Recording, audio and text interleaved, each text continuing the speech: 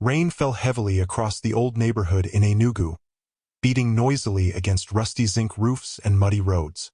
The evening air smelled of wet earth and smoke from firewood kitchens scattered around the compound houses. Inside one of the smallest apartments near the end of the street, Chidinma stood quietly in front of a nearly empty pot.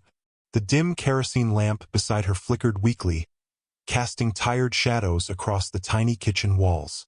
The room was cramped, old, and poorly ventilated, but she had tried her best to keep it neat despite their struggles. Her eyes slowly moved toward the small plastic container where they normally kept Gary. Empty.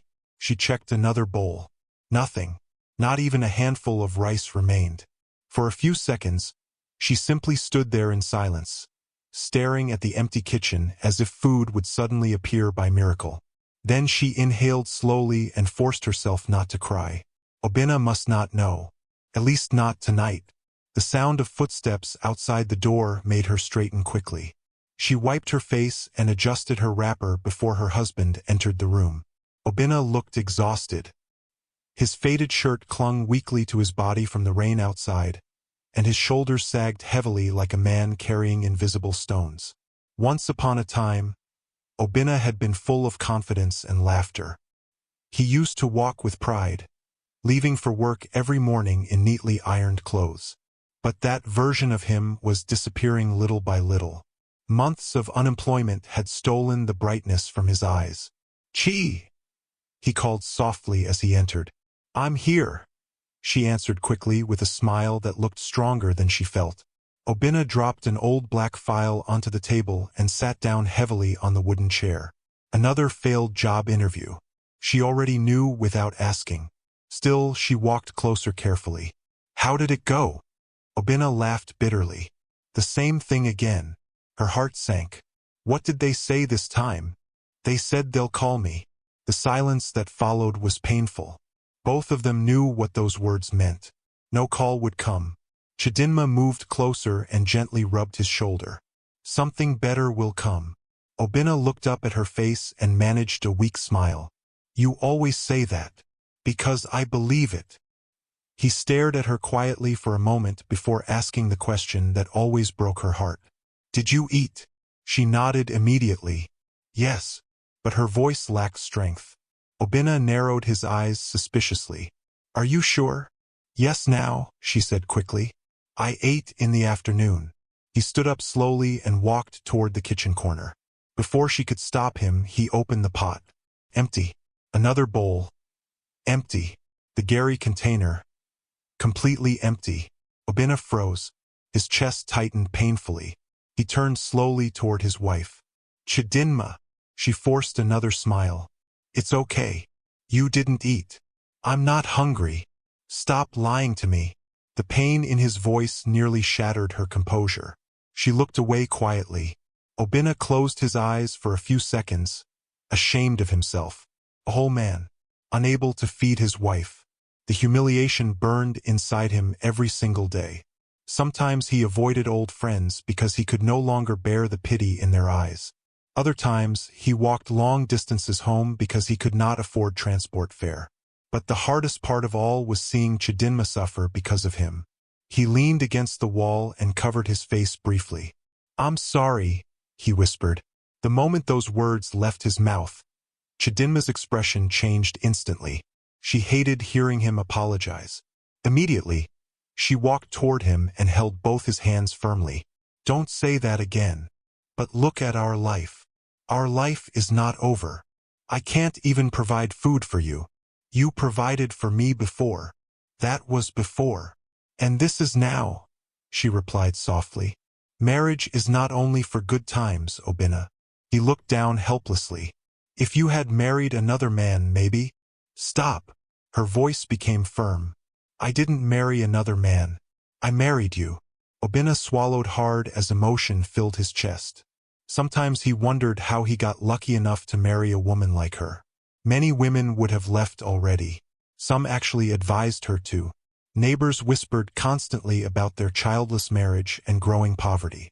Some mocked her openly. Others mocked her secretly. Yet Chidinma remained, still smiling, still encouraging him, still believing in him when even he no longer believed in himself. That alone made him love her even more. "I'll find something soon," he said quietly. "I know.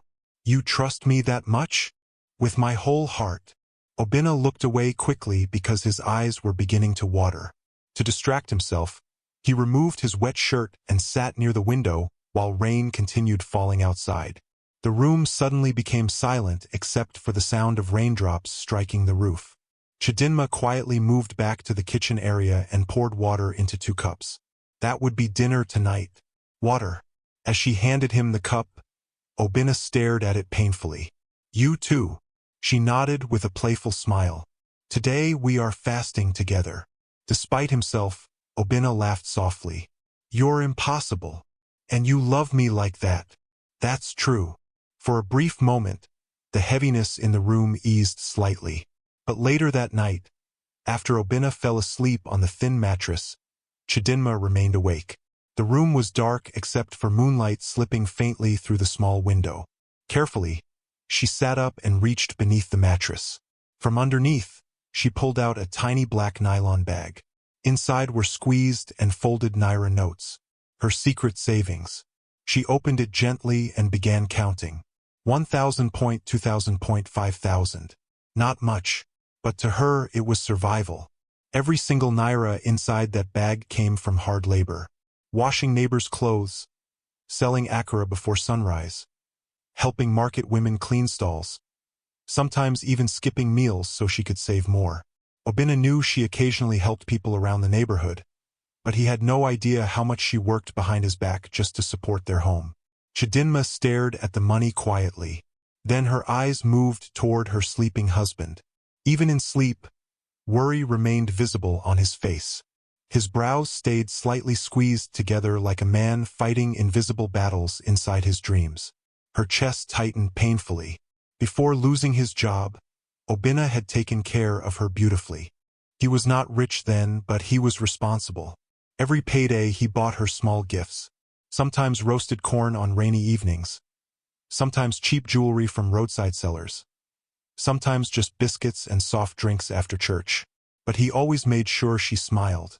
When people mocked them for not having children after 4 years of marriage, Oena defended her fiercely.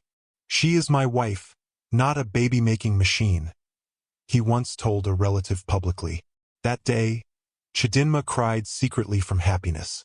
Now life had turned cruel toward him, and somehow he still worried more about her than himself. She folded the money carefully and whispered softly into the darkness, "God, please help my husband." Tears rolled down her cheeks silently, not because she regretted marrying him. Never. But because watching someone you love suffer could destroy a person slowly. The next morning, Chidinma woke before dawn as usual. The rain had stopped, leaving behind muddy streets and cold morning air. Quietly, she tied her wrapper tightly around her waist and prepared akara batter in a small bowl. She planned to sell by the roadside before Oena woke up. If she was lucky, she could make enough money to buy rice. As she prepared the small charcoal stove outside, their elderly neighbor, Mama Bizi, approached slowly carrying a bucket. "Ah, Chidinma," the old woman greeted. "You're awake already?" "Yes, Mama." Mama Bizi watched her silently for a moment. "You're trying too hard." Chidinma smiled faintly. "What choice do we have?" The older woman sighed deeply. "That your husband? Has he still not found work?" Chidinma shook her head. The woman adjusted her wrapper. "You're a good woman. Many girls nowadays would have run away." Chidinma smiled politely but said nothing. She had heard similar comments too many times. People acted surprised that she remained loyal to her husband because poverty had become one of the biggest tests of marriage. Some women in the area even mocked her directly. One once told her openly, "Love does not cook soup." But Chidinma never listened, because they did not know Oena the way she did. They never saw the nights he stayed awake worrying, the silent tears he hid, the shame he carried. They only saw a jobless man. She saw a good man going through hardship, and to her that difference mattered. By sunrise, smoke rose from her small akara stand as people slowly began moving through the streets. Some bought from her, Some only greeted her. A few women nearby whispered among themselves while glancing in her direction. She's still suffering there. No child too. God forbid that kind of life. Chidinma heard every word. Still, she kept frying akara quietly. Her dignity was one thing poverty had not stolen from her. Hours later, she returned home with a small nylon containing rice, tomatoes, and onions. As she entered the room, she found Oena sitting quietly with his head lowered. Immediately, her smile faded. What happened? He looked up slowly. I went to meet the landlord this morning. Her heart skipped. And he said if we don't pay part of the rent before next month, we should leave. Silence filled the room. Chidinma slowly set the food down. For a few seconds, neither of them spoke. Then unexpectedly, Oena laughed bitterly. Maybe I'm cursed. Don't say that. Everything is failing. She walked toward him immediately. No. Look around us, Chidinma. We're still alive. That's not enough. It is enough to start again. Oena stared at her. Sometimes he genuinely wondered where her strength came from. How could someone suffering this much still speak with hope? Chidinma gently touched his cheek. You will rise again. He held her hand tightly against his face. And for the first time in many weeks, Oena allowed himself to believe it might actually be true. The following weeks were some of the hardest Chidinma and Oena had ever faced together. Every morning before sunrise, Oena left the house carrying his old black file filled with certificates and photocopies of documents. He moved from one office to another under the scorching Enugu sun, searching desperately for employment. And every evening, he returned home with the same defeated expression. No vacancy. We'll get back to you. You're overqualified. We already filled the position. The rejection was endless. Slowly, even his confidence began to disappear. One afternoon, Oena sat quietly outside their apartment on an old wooden bench, staring blankly at children playing football in the muddy street. He barely noticed Chidinma approaching with a small nylon bag of vegetables from the market. You're outside? She asked softly. Oena nodded absent-mindedly. She sat beside him carefully. What are you thinking about? He laughed dryly. Honestly, I don't even know anymore. Chidinma looked at him quietly. His beard had grown rough from stress. His eyes looked tired all the time now. Even his posture had changed. This was no longer the energetic man she married. Poverty was slowly crushing his spirit. I met Emeka today, he continued bitterly. Your university friend? Yes. What did he say? Oena looked away in embarrassment. He pretended not to see me. Chidinma's chest tightened painfully. Some people behaved strangely around poor people, especially those who once had promise. Before losing his job, Oena had been respected, intelligent, ambitious, full of dreams. Now many people treated him like failure was contagious.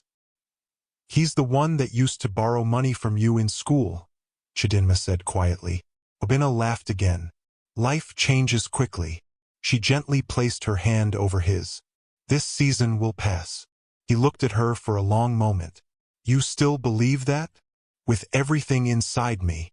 Before he could respond, his old phone suddenly rang loudly inside his pocket. Oena frowned. Unknown number. He almost ignored it. But Chidinma nudged him. Pick it. He answered slowly. Hello. At first, his expression remained blank. Then suddenly, his posture changed completely. What? Chidinma sat upright immediately. Oena stood up from the bench. Wait. Say that again?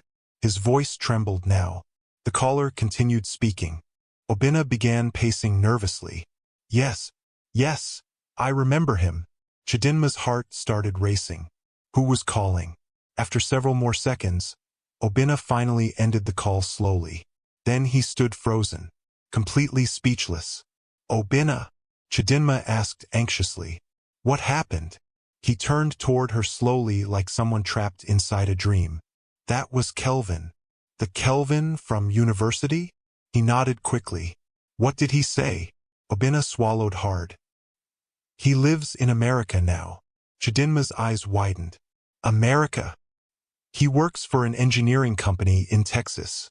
Her breathing quickened, and Oena stared at her in disbelief. He recommended me for a position there. For a second, Chidinma could not speak. Then excitement exploded across her face. What? Oena laughed nervously. They need workers urgently. They already checked my qualifications. Oh my God! They said the pay is huge. Chidinma grabbed his arm tightly. Are you serious? Yes. For the first time in many months, genuine hope entered their tiny home. Oena's hands shook as he explained everything. The company specialized in industrial construction and needed experienced engineers quickly for a large project expansion. Accommodation would be provided. Transportation included. Medical insurance covered. The annual salary sounded unreal. Completely unreal. Chidinma stared at him in shock. That kind of money? I know. Oena, that's millions in naira. I know. For the first time in months, both of them laughed together freely. Felt strange. Almost unfamiliar. Like joy returning after a long absence. But suddenly, Oena's smile faded. There's one problem. Chidinma's heart dropped immediately. What happened? They said I need to process my visa urgently. That's normal. It's expensive. The excitement in the room dimmed instantly. Oena sat down slowly and rubbed his forehead. The visa processing, medicals, passport renewal, flight arrangements, everything together is too much. How much? When he mentioned the amount, Chidinma's stomach tightened. It was far beyond what they currently had. Silence settled heavily between them. Outside, neighbors laughed and chatted freely, unaware that inside the tiny apartment, two people were standing at the edge of a life-changing opportunity they might not be able to afford. Oena leaned back tiredly. Maybe this is how life works. What do you mean? You finally see hope. Then reality reminds you who you are. Don't talk like that.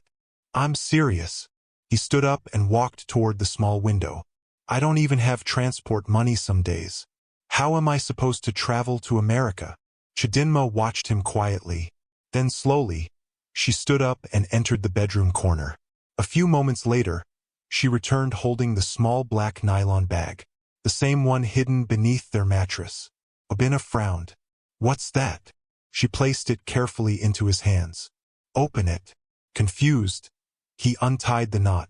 The moment he saw the money inside, he froze. His eyes widened slowly. Chidinma. She said nothing. Oena looked inside again. Bundles of squeezed naira notes filled the bag. Not huge wealth, but enough to make a difference. He looked back at her in complete shock. Where did you get all this? I saved it. All this? She nodded gently. Oena stared at her like he was seeing her for the first time. How long have you been saving? A while. From what? Chidinma smiled faintly. From washing clothes, selling akara, helping people in the market. Oena's throat tightened instantly. You did all this? For us? His eyes began turning red. No. Yes. Chidinma. I knew someday an opportunity would come. Oena could barely breathe properly. While he was drowning in frustration and self-pity, this woman had quietly been carrying the burden beside him without complaining. He sat down slowly, overwhelmed. This is your sweat. It's our future, she corrected softly. Tears gathered in his eyes immediately. No woman should suffer like this because of a man. But I'm your wife. That's exactly why you shouldn't. Chidinma knelt beside him and held his hands gently. Listen to me carefully, she said. We are not fighting each other. We are fighting life together. That sentence broke something inside him completely.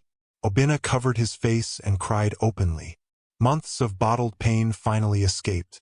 The shame, the frustration, the helplessness, everything poured out at once. And Chidinma simply held him quietly. No judgment, no complaints. Only love. That night, for the first time in many months, they prayed together with real hope. God, Oena whispered emotionally, if this opportunity is truly from you, please make a way for us. Beside him, Chidinma squeezed his hand tightly. Amen. The following days became extremely busy. They borrowed documents, visited cyber cafes, filled forms, took passport photographs. Every step felt stressful and expensive. Still, somehow, things kept moving forward. Even the visa interview date came faster than expected. The night before the interview, Oena could barely sleep. What if they reject me? He asked nervously. Chidinma adjusted his tie gently. They won't. How are you so sure? Because this door was opened for you. He looked at her uncertainly. What if I fail? She smiled softly. Then we stand up again. The next morning, Oena traveled for the interview while Chidinma stayed home praying almost nonstop. Hours later, her phone rang. She answered immediately. Oena. For a few seconds, all she heard was breathing. Then, they approved it. Chidinma screamed so loudly that neighbors rushed outside thinking something terrible had happened. Instead, they found her crying and laughing at the same time. My husband is going to America. News spread across the neighborhood almost instantly. Suddenly, people who once ignored them started greeting them warmly. Women who mocked Chidinma before suddenly became friendly. Ah, Chidinma, congratulations. We always knew Oena would succeed. God has remembered your family. Even distant relatives began calling. Oena noticed the sudden change too. One man who refused to help him months earlier now invited him for drinks. Another offered unnecessary advice about living abroad. But through it all, Chidinma remained focused only on one thing: her husband's future. As departure day approached, emotions became heavier inside their little apartment. At night, they talked for hours about their dreams. We'll finally leave this place someday, Oena said quietly. Chidinma smiled. I'll miss this room though. This tiny room? Yes. He laughed. Why? Because we survived here together. That touched him deeply. 3 nights before his flight, Oena sat quietly watching her fold his clothes neatly into an old travel bag. You know, he said softly, I'm scared. She looked up. Of America? No. Then what? He hesitated. I'm scared of leaving you behind. Chidinma walked toward him slowly. You're not leaving me behind. It feels like it. She sat beside him. You're going so you can build a future for us. He held her hands tightly. The moment I settle there, I'll send for you immediately. She nodded. I know. You believed in me when nobody else did. Because I know the kind of man you are. Oena's eyes became emotional again. If I become successful there. When? She corrected gently. He smiled faintly. When I become successful there, I'll spend the rest of my life making you happy. Chidinma rested her head softly against his shoulder. At that exact moment, neither of them realized that inside her womb, a tiny heartbeat had already begun forming quietly. A new life, a new beginning, and a storm neither of them saw coming. The morning Oena was supposed to travel arrived too quickly. Before sunrise, Chidinma was already awake, sitting quietly on the edge of their mattress while watching her husband prepare for the journey that could change their lives forever. The room felt strangely emotional that morning.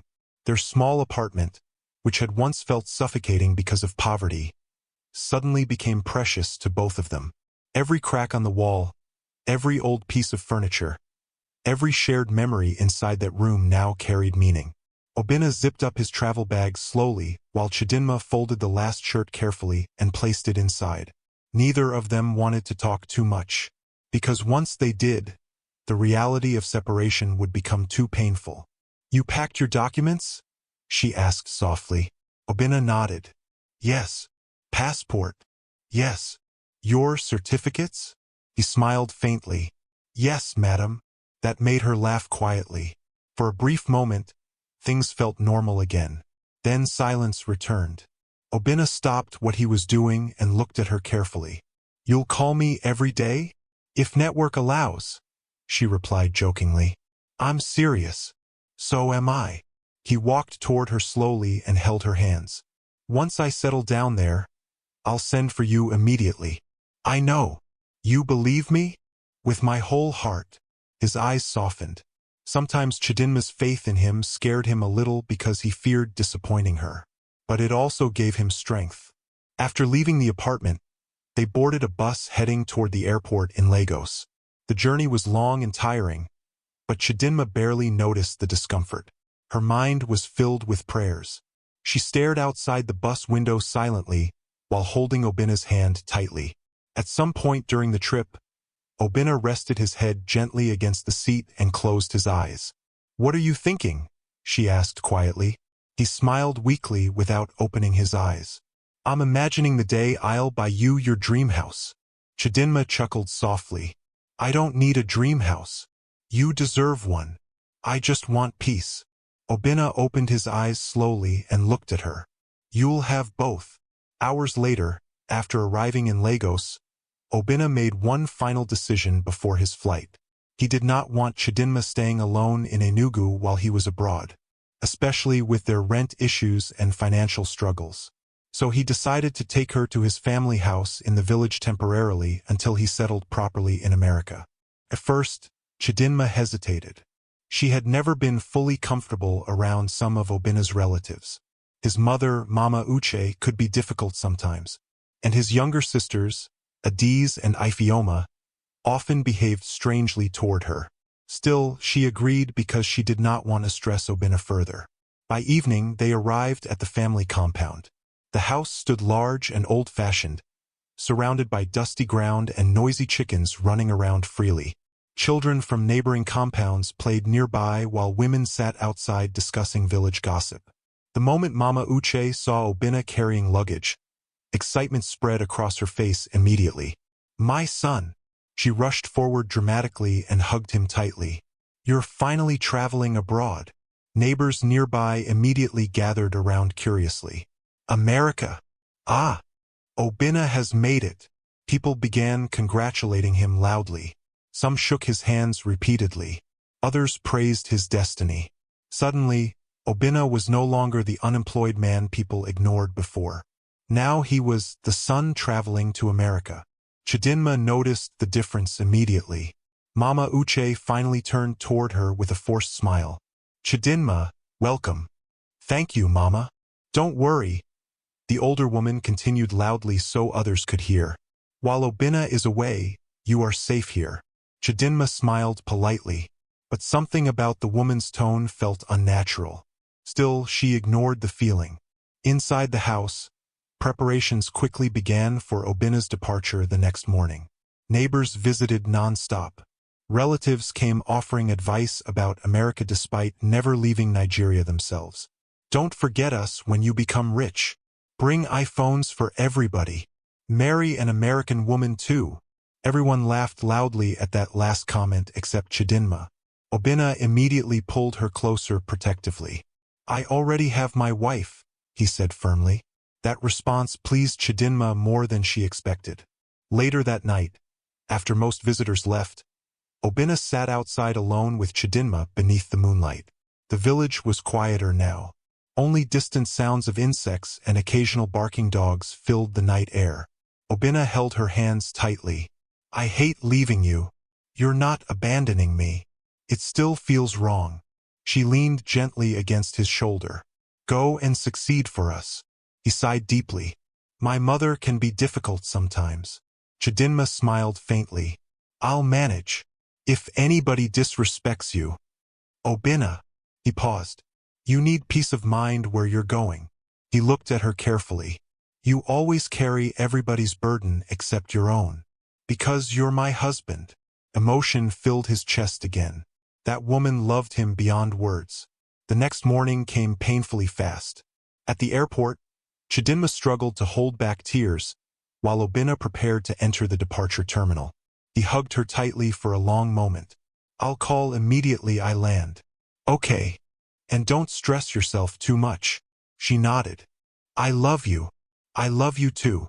When Oena finally disappeared into the crowd, Chidinma stood there for several seconds staring after him. A strange emptiness settled inside her chest. For the first time since their marriage, they were truly apart. Back at the village house, things remained peaceful for only 2 days. On the third day, the atmosphere changed. That morning, Chidinma woke up around 5 a.m. and hurried toward the kitchen to help prepare breakfast.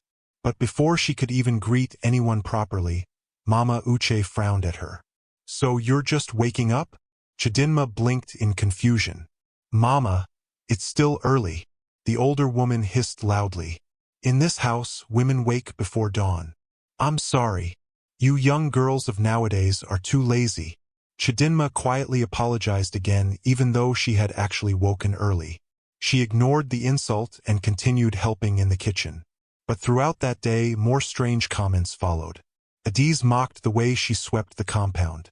Ifeoma complained that the soup contained too much salt even though she had cooked it herself. At first, Chidinma told herself they were simply adjusting. But within 1 week, the truth became obvious. The kindness they showed while Oena was around had completely disappeared. One afternoon, Mama Uche called out sharply from the sitting room. "Chidinma." "Yes, Mama? Come and wash these clothes." Chidinma looked at the huge pile of dirty clothes beside the woman. "All of them?" Mama Uche glared at her immediately. "You have a problem with it?" "No, Mama." "Then stop standing there." From that day onward, Chidinma became the unofficial servant of the house. Every morning she swept the massive compound alone, fetched water, cooked for everyone, washed clothes, cleaned plates, yet nobody appreciated her efforts. Instead, they complained constantly. "She's too slow. She doesn't know how to cook properly. Oena spoiled her too much." The insults became daily routine. Still, Chidinma endured quietly, because she loved her husband deeply. Every night, Oena called from America. At first, hearing his voice brought her comfort. "My love," he would say excitedly. "America is cold, oh." She laughed softly. "How was your journey?" "Stressful. But I'm fine now." Then he began telling her unbelievable things. The company apartment, the huge roads, the organized environment, the luxurious office. Sometimes Chidinma struggled imagining it all. One evening, Oena sounded especially excited. "Chi, you won't believe this." "What happened?" "They assigned an official car to me today." "What?" "Yes." She laughed happily. "See your life." "I'm serious. A real company car." Joy filled her heart hearing him happy again. For the first time in months, hope sounded alive in his voice. But unknown to Oena, the atmosphere around Chidinma was worsening daily. One afternoon, while she was washing plates outside, she overheard Adiz speaking with a neighbor. "That woman has stayed in our family for years without a child." The neighbor replied. "Maybe she's barren." They both laughed quietly. Chidinma froze. The words pierced her deeply. Her marriage without children had already been painful enough. Hearing others mock her openly made it worse. That night, while speaking with Oena on the phone, she almost told him everything. Almost. But when she heard how happy he sounded discussing his new job orientation and future plans, she changed her mind. He needed peace, not more stress, so she smiled through the pain. "I'm fine," she lied gently. Days later, Oena called again with bigger news. "Chidinma." "Yes. My first salary entered." Her eyes widened immediately. "Already?" "Yes." She could hear excitement exploding through his voice. "The amount is unbelievable." Tears gathered in her eyes instantly. After all the suffering, after all the hunger, after all the shame, things were finally changing.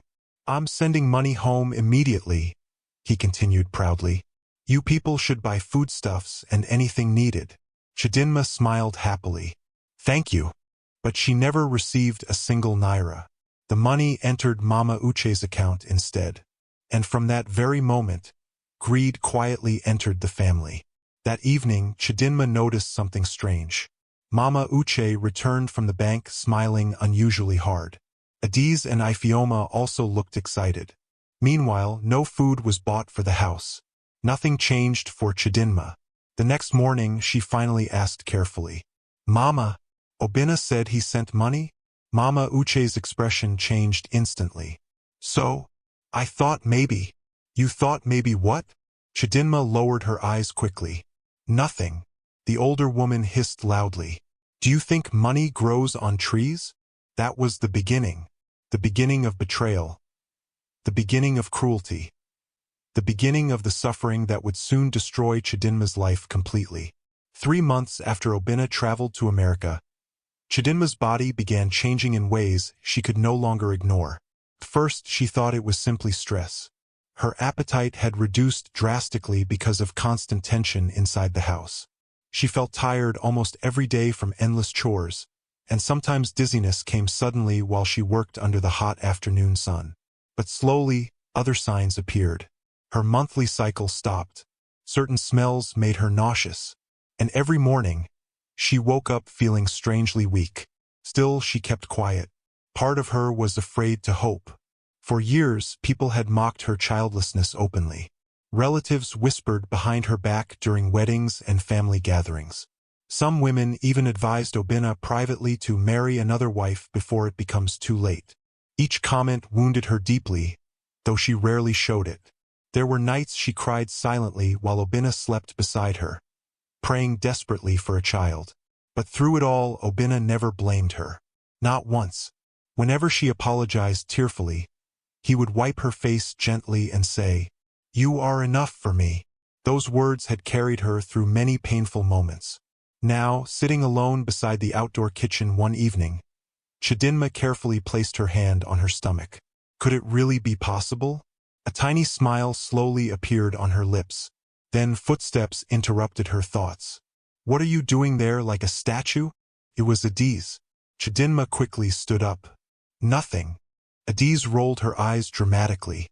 "Go and wash the plates before Mama starts shouting again." Chidinma nodded quietly and carried the basin toward the backyard. As she bent down to begin washing, sudden dizziness hit her hard. The plates slipped from her hand and crashed loudly to the ground. Immediately, Adiz screamed from inside the house. "Jesus! This woman has broken the plates." Mama Uche stormed outside angrily. "What happened?" "She dropped them carelessly," Adiz snapped. Chidinma held her head weakly. "I'm sorry. I suddenly felt dizzy." Mama Uche hissed loudly. "Every time it's one excuse after another. I'm not feeling too strong." The older woman folded her arms. "Did anybody force you to come here?" Chidinma lowered her eyes silently. No answer would satisfy the woman anyway. That night, the dizziness became worse. Even standing up from the mattress felt difficult. Her body burned with weakness. By morning, while sweeping the compound, her vision suddenly blurred completely. The broom slipped from her hand, and before she realized what was happening, everything went dark. When Chidinma opened her eyes again, she found herself lying on a hospital bed inside a small local clinic. A ceiling fan rotated lazily above her. The sharp smell of medicine filled the air. Confused, she tried sitting up slowly.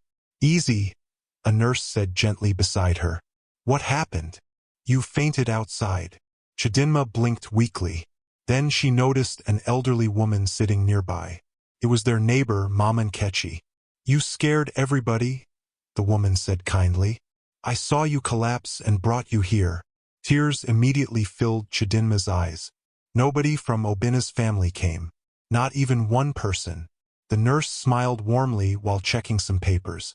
"Well," she said cheerfully, "the good news is that both mother and baby are fine." Chidinma froze completely. "Baby?" The nurse laughed softly. "Yes, now. You're pregnant." For several seconds, Chidinma could not speak. The words echoed inside her head repeatedly. Pregnant, pregnant, pregnant. Her hands slowly moved toward her stomach. Then suddenly tears poured from her eyes uncontrollably. Years of pain, years of waiting, years of humiliation. And now this miracle had finally arrived. Mama Nkechi smiled warmly. "See why God's timing is the best." Chidinma covered her mouth as sobs escaped her chest. The nurse assumed they were tears of joy, but those tears carried far more emotions than anybody in that room could understand. Relief, gratitude, disbelief, fear. Above all, she wished Oena was there. "He's going to be so happy," she whispered emotionally. The nurse handed her a small hospital card. You'll need proper rest now. No too much stress. At those words, Chidinma almost laughed bitterly. Rest? Inside that house? Impossible. Still, despite everything, happiness filled her heart as she walked slowly back toward the compound later that afternoon. For the first time in many months, genuine excitement burned inside her chest. She could already imagine Oena's reaction. He would cry.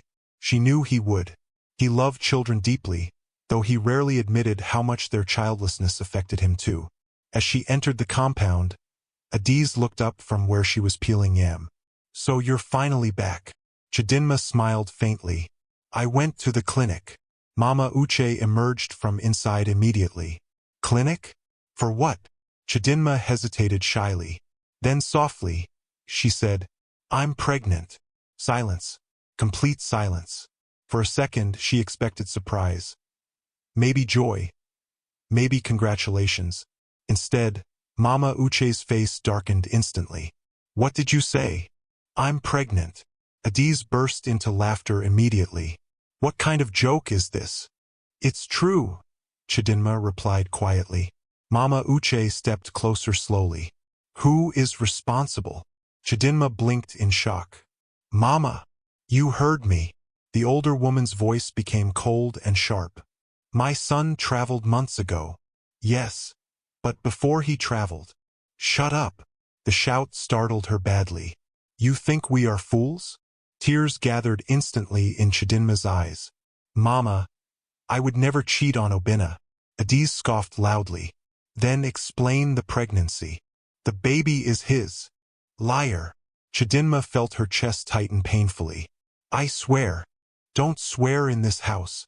Mama Uche thundered. Neighbors nearby slowly began paying attention to the argument. Embarrassment burned through Chidinma's body. The older woman pointed angrily at her stomach.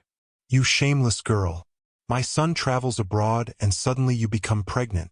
Mama, please. Who is the man? There's no other man. But nobody listened. By evening, the entire compound had heard the story. And as usual, gossip spread quickly. She got pregnant after her husband traveled. Maybe she has been pretending all along. Chidinma cried quietly into her pillow that night. Not because strangers were talking, but because the people who should have protected her were destroying her instead. Still, she refused to let bitterness poison her joy completely. There was a baby inside her now. A child she had prayed for endlessly. She had to stay strong.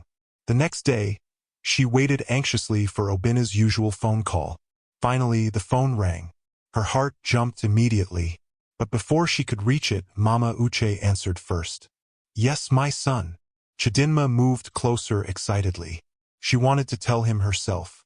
But Mama Uche suddenly stood up and walked outside with the phone. Chidinma followed nervously. Mama, please let me speak with him. The woman ignored her completely. Instead, she continued speaking sweetly into the phone. Yes, she's fine. Chidinma's frustration grew. Mama, please. The older woman covered the phone speaker and glared at her. Can't you see I'm talking? Then she returned to the call. Yes, she went to fetch water. Chidinma froze. What? She'll call you later. Mama Uche continued smoothly before ending the call entirely. Chidinma stared at her in disbelief. Mama, why did you lie? The woman faced her slowly. You think you'll destroy my son's life with your stupidity? Tears filled Chidinma's eyes instantly. This baby is his child. We'll see. Mama, please let me explain to him. And tell him what? That you suddenly became pregnant after he left. Frustration and helplessness crashed over Chidinma at once. She had no personal phone and no money, and no way to contact her husband directly. Mama Uche controlled everything. Days passed, then weeks. The pregnancy slowly became visible. But instead of receiving care, Chidinma's suffering increased. Mama Uche deliberately gave her more chores. She fetched heavy water buckets despite her condition, washed massive piles of clothes, cooked for everybody while barely eating enough herself. One hot afternoon, while scrubbing the bathroom floor painfully, Ifeoma walked in and smirked. So the pregnancy is still there? Chidinma ignored her quietly. Ifeoma continued mockingly. You better pray the child resembles Oena. That statement pierced her deeply. Sometimes the emotional pain hurt worse than physical exhaustion. At night, she often lay awake rubbing her stomach gently while whispering to the baby. Your father loves you already, she would say softly through tears. Meanwhile, thousands of miles away in America, Oena lived in complete ignorance. His life had transformed rapidly. The company apartment assigned to him was beautiful. Modern furniture, steady electricity, air conditioning. A kitchen larger than their entire apartment back in Nigeria. Sometimes he stood inside the luxurious space feeling overwhelmed. Only months earlier he had struggled to afford food. Now his annual salary alone could change entire generations of his family. His supervisors admired his intelligence and work ethic quickly. Within a short time, they entrusted him with bigger responsibilities. Every payday, Oena sent large amounts of money home immediately. Take care of Chidinma, he always reminded his mother. Of course, Mama Uche replied sweetly each time. She's doing very well.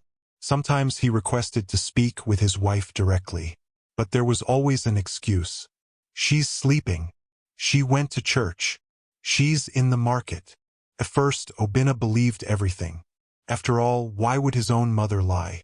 Still, something slowly began bothering him.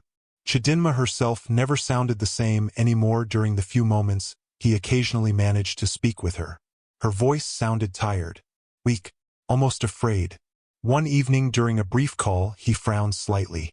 Chi, are you okay? Yes, she answered quickly. You sound strange. I'm just tired. You're working too much? No. Is my mother treating you well? Pause followed. Then softly, she said, yes. But something about that answer unsettled him deeply. Before he could ask further questions, Mama Uche suddenly interrupted and collected the phone. My son, network is disturbing. The call ended immediately afterward. Oena stared at his phone uneasily. Something felt wrong. Very wrong. Back in Nigeria, Chidinma sat alone behind the house later that same night, crying quietly under the dark sky. Her hands rested gently on her growing stomach. For the first time since discovering the pregnancy, fear slowly overshadowed her happiness. Because deep down, she was beginning to realize that the people around her were no longer simply unkind. They were dangerous. As Chidinma's pregnancy grew, so did the cruelty inside Obena's family house. What had once been insults and cold treatment slowly transformed into deliberate suffering. Every morning before sunrise, Mama Uche banged loudly on Chidinma's door. Wake up! Even at 5 months pregnant, she was still expected to sweep the massive compound, fetch water from a distant borehole, wash heavy clothes, and cook for everybody in the house. Meanwhile, Adiz and Ifeoma spent most of their time pressing phones, gossiping with friends, or visiting neighbors. Yet somehow, Chidinma remained the lazy one in their eyes. One cold morning, Chidinma struggled to lift a large bucket of water onto her head. Pain shot through her lower back immediately. She winced quietly. Her stomach had become heavier now, making simple tasks difficult. Still, she forced herself to continue because any complaint usually ended badly. As she carefully walked toward the house, Adiz looked at her and hissed. See how she's walking slowly like a queen. Chidinma said nothing. If you're tired, remove the pregnancy, Adiz added wickedly. That statement pierced deeply. But Chidinma kept walking silently. She had learned something important in that house. Silence sometimes protected her more than words. Later that afternoon, while preparing soup in the kitchen, sudden hunger hit her so hard that her hands began shaking. She had eaten almost nothing since the previous day. Only a small cup of watery pap in the morning. The smell of the soup boiling on fire made her stomach tighten painfully. Carefully, she looked around. Nobody was inside the kitchen. Slowly, she picked up a spoon and tasted a tiny amount of soup. Immediately, a sharp voice exploded behind her. Thief! Chidinma jumped in fear. Mama Uche stood at the doorway glaring furiously. I was only tasting the salt, Chidinma explained quickly. Liar. Mama, I swear. So now you steal food meant for the family? Chidinma's eyes filled instantly. I'm hungry. The older woman laughed mockingly. And whose problem is that? For several seconds, Chidinma could not speak. Not because she lacked words, but because the cruelty shocked her every single time. This woman was her husband's mother. How could another woman treat a pregnant person this way? That evening during dinner, everybody ate normally at the dining table while Chidinma served them quietly. Nobody invited her to sit. Nobody offered her food. After serving the last plate, she stood there uncertainly. Mama Uche looked up coldly. Why are you standing there? I haven't eaten. So? The room fell silent. Adiz smirked openly. There's no food remaining. Chidinma looked toward the pot. There was still food inside. She could see it clearly. But before she could speak, Mama Uche snapped again. If you're done serving us, go to your room. Tears burned her eyes immediately. Still, she obeyed quietly. That night, hunger tormented her terribly. She lay awake on the thin mattress holding her stomach while the baby moved gently inside her. I'm sorry, she whispered tearfully to her unborn child. Her body desperately needed proper food now, but survival inside that house had become almost impossible. The next morning, she woke up feeling extremely weak. As she swept the compound, black spots danced across her vision repeatedly. Even breathing felt difficult. One elderly neighbor passing by stopped suddenly. Chidinma? She forced a weak smile. Good morning, Mama. The woman frowned deeply. You don't look well. I'm okay. The older woman glanced toward her stomach. Have you eaten today? Chidinma hesitated. That silence alone answered the question. The woman looked around carefully before quietly pressing 2 pieces of bread into Chidinma's hand. Take this. Emotion filled Chidinma's eyes instantly. Thank you. Eat quickly before somebody sees you. The moment the woman left, Chidinma hurried behind the house and ate the bread desperately. Tears rolled down her face while chewing. Not because of the bread itself, but because strangers showed her more kindness than family. Meanwhile, thousands of miles away in America, Oena's life continued improving rapidly. Every week brought new blessings. His supervisors praised his work constantly. He received bonuses, extra allowances, even investment opportunities. One Friday evening, he stood inside his luxurious apartment staring out through the massive glass windows overlooking the city lights. Sometimes the life still felt unreal. Only months earlier, he had been sitting hopelessly inside a leaking apartment in Nigeria. Now he drove expensive company vehicles and attended meetings with wealthy executives. Yet despite the success surrounding him, one thing kept bothering him constantly. Chidinma. Something about her recent behavior during phone calls felt wrong. She sounded weaker each time, less cheerful, almost distant. At first, he assumed she simply missed him, but the feeling in his chest kept growing stronger. One night, he called unexpectedly earlier than usual. Mama Uche answered immediately. My son. Mama, where's Chidinma? She's sleeping. At this hour? She wasn't feeling strong. Oena frowned instantly. What happened? Nothing serious. Let me speak with her. Silence briefly followed. Then Mama Uche laughed awkwardly. She already slept deeply. Oena looked at the phone suspiciously.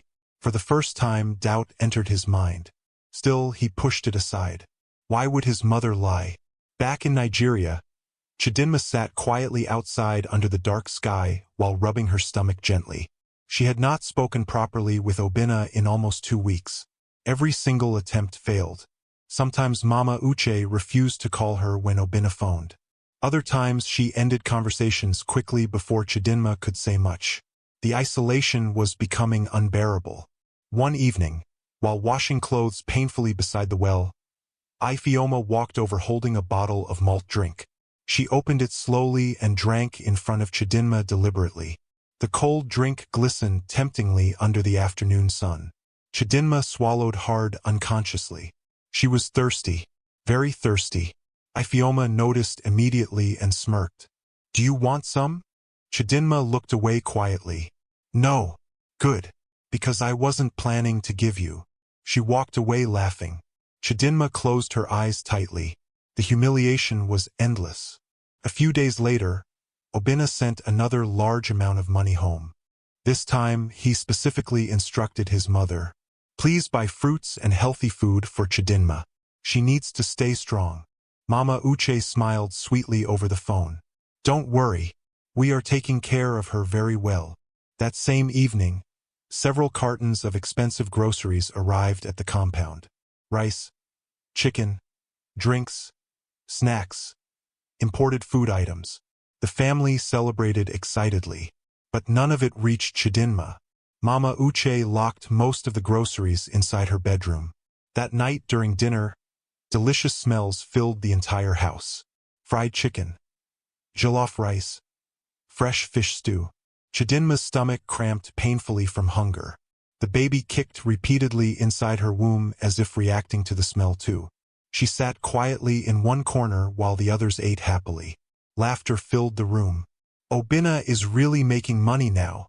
America has changed our lives. Adiz grabbed another piece of chicken greedily. We should renovate this house soon. Meanwhile, Chidinma drank only water. Nobody cared. Later that night, extreme hunger forced her to enter the kitchen quietly after everyone slept. The house remained silent except for the sound of crickets outside. Carefully, she opened one pot. Rice remained inside. Not much. Just enough for one person. Tears gathered instantly in her eyes. Slowly, she reached for a spoon. But before she could touch the food, the kitchen light suddenly came on. Mama Uche stood there staring coldly. For a second, nobody moved. Then the older woman laughed bitterly. So it's true. Chidinma's breathing quickened nervously. Mama, you sneak around at night stealing food? I was hungry. Hunger won't kill you. But the baby. What baby? Mama Uche snapped harshly. That pregnancy means nothing to me. Those words shattered something inside Chidinma completely. Her lips trembled. Mama, please. Get out of this kitchen. Tears streamed down Chidinma's face immediately. I haven't eaten since yesterday. And I feel weak. Mama Uche stepped closer with hard eyes. You should have thought about that before disgracing this family. I didn't disgrace anybody. The words escaped before Chidinma could stop herself.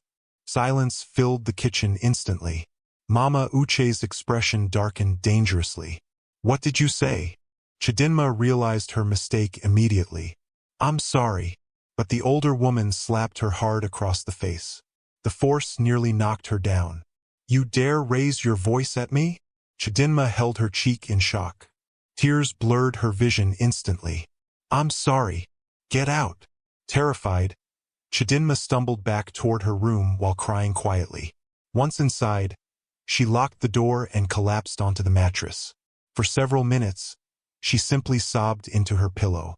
Not loudly, just broken, exhausted tears from someone slowly losing strength. Her stomach tightened painfully again. Immediately, fear rushed through her. No, no, no. She rubbed her belly gently. Please be okay. Eventually, the pain eased slightly, but sleep never came. By morning, her body felt worse. Her lips looked dry, her face thinner, her eyes sunken from stress and hunger. Even Mom Nkechi, the elderly neighbor, gasped when she saw her. Jesus Christ, Chidinma, I'm fine. No, you are not. The woman lowered her voice carefully. Are they feeding you at all? Tears instantly gathered in Chidinma's eyes. That alone answered the question. Mom Nkechi looked furious. This is evil. She quickly disappeared into her own compound and returned minutes later with a small bowl of soup and gari. Eat now. Chidinma nearly cried from gratitude. Thank you. The older woman shook her head sadly. You cannot continue like this, especially in your condition. As Chidinma ate slowly with trembling hands, Mom Nkechi watched her with deep concern. You need to tell your husband.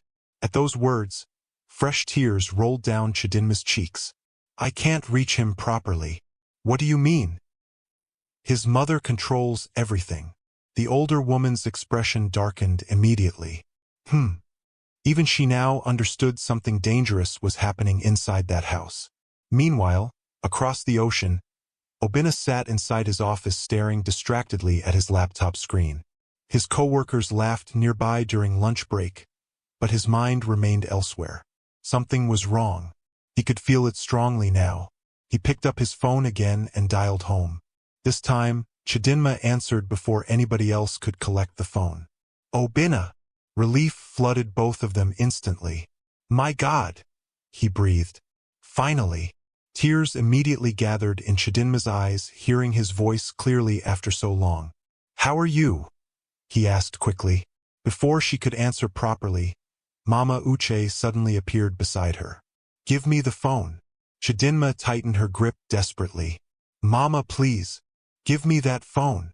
Oena heard the struggle immediately. Chi? What's happening? Fear spread through Chidinma instantly. Should she tell him? Should she finally expose everything? Her lips parted, but Mama Uche forcefully snatched the phone away. My son! The older woman said sweetly, pretending nothing happened. Network disturbance.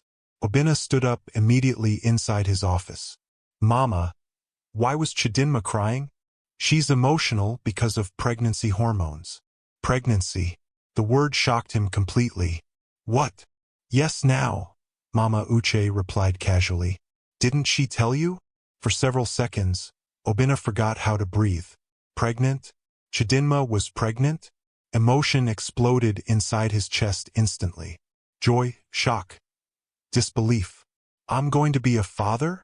Mama Uche forced a fake laugh. Yes. Oena smiled so hard tears entered his eyes immediately. But while happiness consumed him, back in Nigeria, Chidinma sat silently on the floor outside the room. Hungry, weak, and crying quietly, because she knew the worst part of her suffering had only just begun. After Oena discovered that Chidinma was pregnant, his happiness in America became overwhelming. For the first time in years, he felt completely fulfilled. Everywhere he went, he smiled like a man carrying a beautiful secret. At work, his colleagues noticed the sudden change immediately. You look too happy today, one of them joked during lunch break. Oena laughed proudly. I'm going to be a father. The men congratulated him warmly. Some shook his hands. Others teased him playfully about sleepless nights and diapers. But deep inside, Oena felt emotional beyond words. Many nights in Nigeria, he and Chidinma had prayed together for this exact miracle. Now it was finally happening, and he could not wait to hold his child someday. That evening, after work, Oena entered one of the biggest shopping malls he had ever seen. The bright lights, shiny floors, and luxurious stores still amazed him sometimes. Slowly, he walked into a baby clothing store. Tiny clothes filled the shelves. Small shoes, soft blankets, baby bottles. Oena smiled helplessly. Everything looked beautiful. He picked up a tiny blue baby outfit and stared at it for several seconds. Then he laughed quietly to himself. What if it's a girl? In the end, he bought both blue and pink clothes, just in case. He also bought expensive perfumes, handbags, jewelry, and new phones for his mother and sisters back home. Even after their occasional strange behavior during calls, he still loved them deeply. After all, they were family, and family to Oena meant loyalty. Little did he know that the people he trusted most were slowly destroying his wife. Back in Nigeria, Chidinma's suffering had reached terrifying levels. At 6 months pregnant, her body had become weak from constant starvation and stress. Her once glowing skin looked dull now. Her cheeks had sunk inward slightly. Even her clothes hung loosely around her shrinking frame. Yet every morning, Mama Uche still woke her before dawn. Go and fetch water. Wash those clothes. Clean the kitchen properly. The older woman behaved as if Chidinma's pregnancy did not exist at all. Sometimes the workload became so overwhelming that Chidinma secretly cried while working. Still, she endured quietly, because she had nowhere else to go. One hot afternoon, while sweeping the compound under the burning sun, sudden pain tightened across her lower stomach. She gasped softly and leaned against the wall immediately. Sweat covered her face. The baby kicked weakly inside her. Fear rushed through her chest instantly. Please, not now. Before she could recover, Adiz stepped outside and frowned. Why did you stop sweeping? I'm feeling pain. Adiz rolled her eyes dramatically. Pregnancy is not sickness. Chidinma lowered her eyes silently. That sentence again. Nobody cared. Nobody showed concern. To them, she was simply a burden living inside the house. That evening, Mama Nkechi secretly called her over through the fence. Come. Chidinma walked over slowly. The older woman handed her a nylon bag containing bread, beans, and fruits. Tears entered Chidinma's eyes immediately. Mama, eat properly before you kill yourself and that baby. Emotion clogged Chidinma's throat. Thank you. Mama Nkechi sighed sadly. I still don't understand how human beings can be this wicked. Neither did Chidinma. Sometimes at night, she genuinely wondered if her suffering was punishment from God for something she did not remember. But then she would place her hand gently over her stomach and whisper, Your father is coming back for us. That hope was the only thing keeping her alive. Meanwhile, in America, Oena continued sending more money home every month. Huge amounts. Enough to feed the entire family comfortably for years. Whenever he called, his mother always sounded cheerful. Your wife is fine. She's eating very well. The pregnancy is growing perfectly. Sometimes Oena asked to speak directly with Chidinma, and occasionally they finally allowed it briefly. But the conversations were always controlled carefully. How are you feeling? He asked one night. I'm okay, Chidinma answered softly. You sound tired. Just small stress. Please rest more. She almost laughed bitterly. Rest? Inside that house? Impossible. I miss you, Oena continued emotionally. Tears gathered instantly in her eyes. I miss you too. I'm already making plans to bring you over here after delivery. Hope flickered weakly inside her chest. You mean it? Of course. He smiled warmly over the phone. You won't believe the kind of house they gave me here. She smiled faintly. I'm happy for you. You and our baby will live like royalty. At those words, fresh tears rolled silently down her cheeks. If only he knew the truth. Before she could speak further, Mama Uche suddenly interrupted again. My son, she needs rest.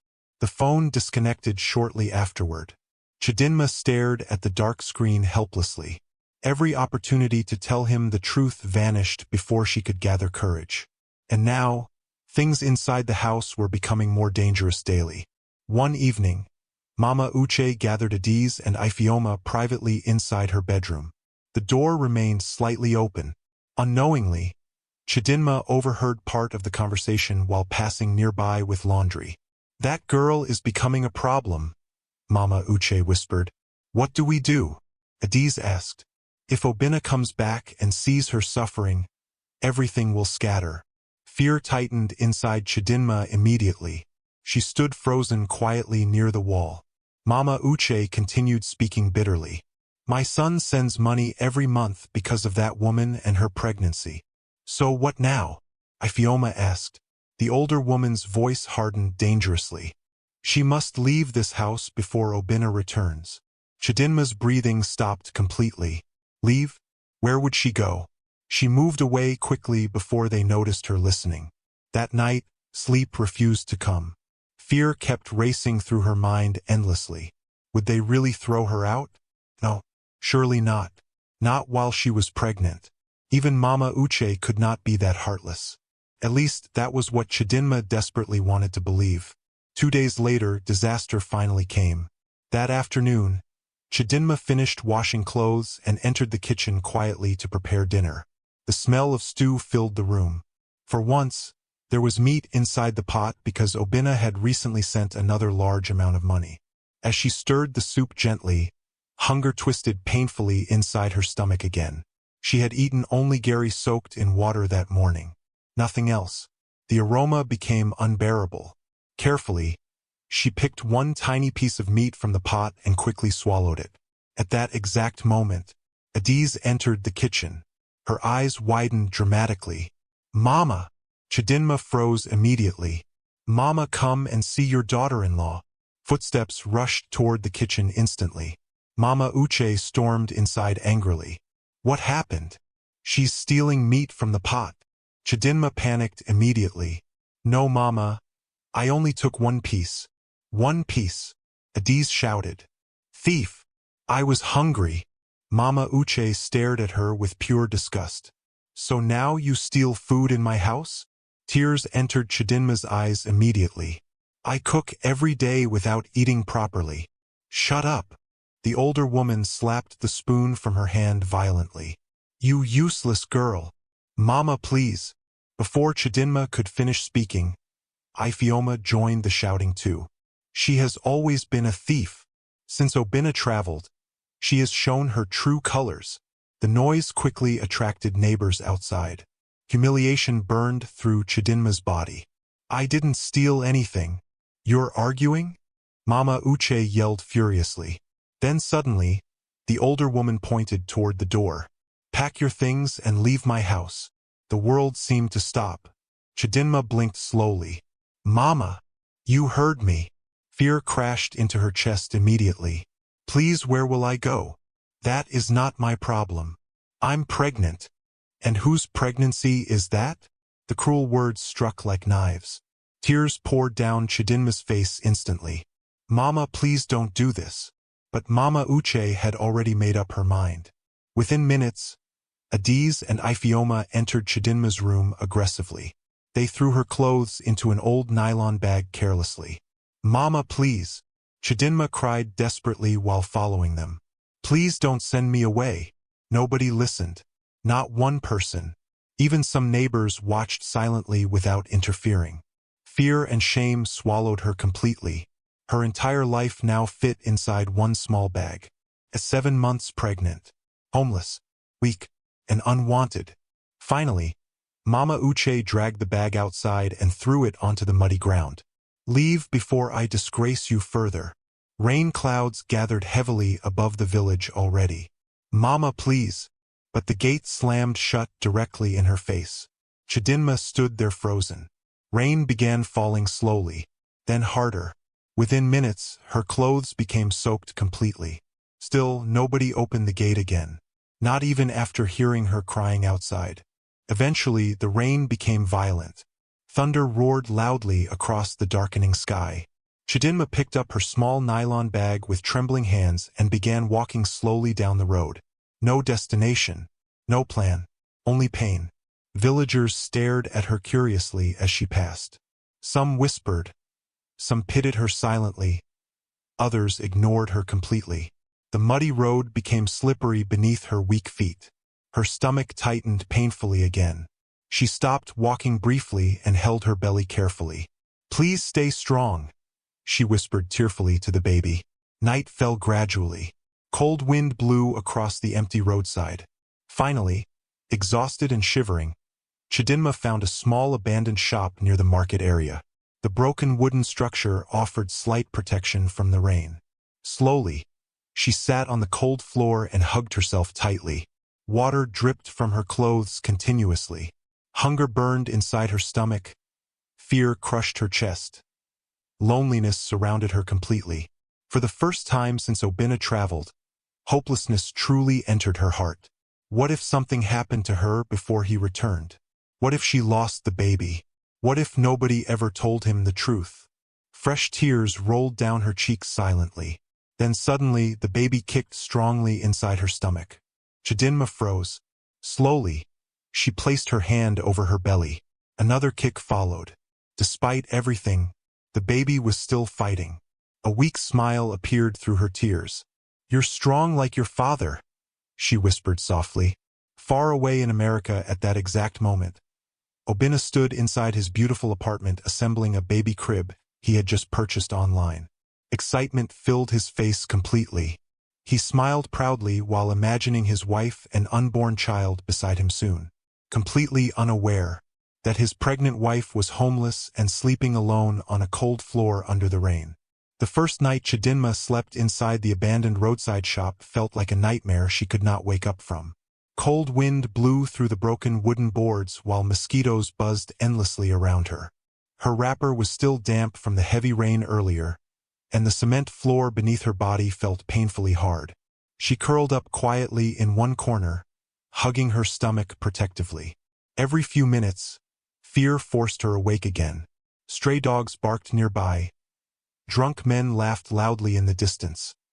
Motorcycles occasionally sped past the dark road. Everything felt unsafe. Everything felt frightening. At some point during the night, sharp hunger cramps twisted inside her stomach again. Tears rolled slowly down her face. Not because she was hungry anymore. She had become used to hunger. But because her baby was suffering too. "I'm sorry," she whispered weakly while rubbing her belly gently. The child kicked softly in response. That tiny movement somehow kept her alive emotionally. It reminded her that she was no longer fighting only for herself. Morning finally arrived slowly. Sunlight entered through the broken wooden space above the abandoned shop, revealing just how miserable her condition looked. Her face appeared swollen from crying. Her clothes were dirty and wrinkled, her feet were muddy. For several moments, Chidinma simply sat there staring blankly ahead. She had nowhere to go, no family nearby, no money, and no way to contact Oena. The realization crushed her heavily. Still, she forced herself to stand up slowly. She could not remain there forever. Outside, the streets had already become busy. Traders arranged goods beside the roadside. Children hurried toward school. Kiki drivers shouted for passengers. Normal life continued around her as if her world had not collapsed overnight. As Chidinma walked slowly through the market road, several people stared openly at her protruding stomach and tired appearance. Some pitied her silently. Others ignored her completely. Around noon, dizziness hit her badly again. Her vision blurred briefly, forcing her to sit beneath a tree near the roadside. She had not eaten since the previous afternoon, and her body was beginning to fail seriously. A woman selling roasted corn nearby watched her carefully for some time before finally walking over. "Are you okay?" Chidinma forced a weak nod. "I'm fine." The woman frowned. "That's not what your face is saying." Embarrassment filled Chidinma instantly. She hated appearing helpless before strangers. The woman looked toward her stomach. "How many months?" 7. The seller sighed deeply and handed her one roasted corn without another word. Chidinma's eyes widened. "I don't have money." "Take it." Emotion immediately tightened her throat. "Thank you." The woman nodded gently and returned to her stand. Chidinma ate slowly beneath the tree while tears rolled silently down her cheeks. Kindness from strangers now felt more genuine than love from family. That realization hurt deeply. For the next several days, Chidinma survived like that, moving from one place to another, searching for temporary shelter, begging quietly for food when hunger became unbearable. Sometimes she slept behind churches, other nights under unfinished buildings. Once, a group of drunk boys nearly cornered her near a roadside junction late at night. Fear swallowed her completely. She ran despite the pain shooting through her swollen body until she reached a crowded area. After that incident, terror followed her constantly. Every night became another battle to survive safely. Her body weakened more daily, yet somehow the baby remained strong. Each kick inside her stomach reminded her that she could not give up, no matter how hard things became. Meanwhile, in America, Oena continued living inside a completely different reality. His success had exploded faster than he ever imagined. Within months, the engineering company promoted him to a higher position because of his intelligence and dedication. His income increased massively. Bonuses arrived frequently. Investment opportunities surrounded him constantly. One Friday evening, he stood inside a luxurious car dealership staring at a black Rolls-Royce with disbelief. The polished body gleamed beautifully beneath the showroom lights. The salesman smiled confidently. "Excellent choice, sir." Oena shook his head slowly. "Honestly, I still can't believe this is my life." The salesman laughed politely. "You worked for it." But deep down, Oena knew something else too. None of it would have happened without Chidinma. Without her sacrifices, without her belief in him, without the savings she secretly gathered through suffering. Every success he enjoyed carried her fingerprints. That thought made him love her even more. "She'll like this car," he said softly while imagining her reaction someday. Later that night, he video-called his mother again. "Mama, where's Chidinma? I want to see her face." Mama Uche forced a smile quickly. "She's sleeping already. At this hour? She has been feeling tired because of pregnancy." Oena frowned slightly. "Put her on the phone tomorrow morning then." "Of course." But the next morning came with another excuse. "She went for antenatal." Then another day. "She's bathing." Then another. "She's visiting a neighbor." At first, Oena ignored the strange pattern. But slowly, suspicion began growing stronger inside him. Something did not feel right. Back in Nigeria, Chidinma's condition became more desperate after 1 week on the streets. Her legs had swollen badly now. Walking long distances became painful. Sometimes contractions frightened her briefly before easing again. One afternoon, while sitting weakly beside a church fence, an elderly woman approached her slowly. The woman carried a basket filled with vegetables. She stopped directly in front of Chidinma. "My daughter." Chidinma looked up weakly. The older woman's eyes softened immediately. "What happened to you?" For some reason, those simple words broke the remaining strength inside Chidinma completely. Tears burst from her eyes instantly. Everything she had endured came crashing out at once. The hunger, the rejection, the loneliness, the fear. She cried openly like a child while the woman listened quietly. After hearing everything, the older woman sighed deeply. "Human beings can be wicked." Chidinma wiped her face helplessly. "I don't know where to go anymore." The woman thought silently for a moment. Then finally she spoke. "There's a shelter not too far from here." "A shelter?" "Yes, they help homeless women." Hope flickered weakly inside Chidinma's chest.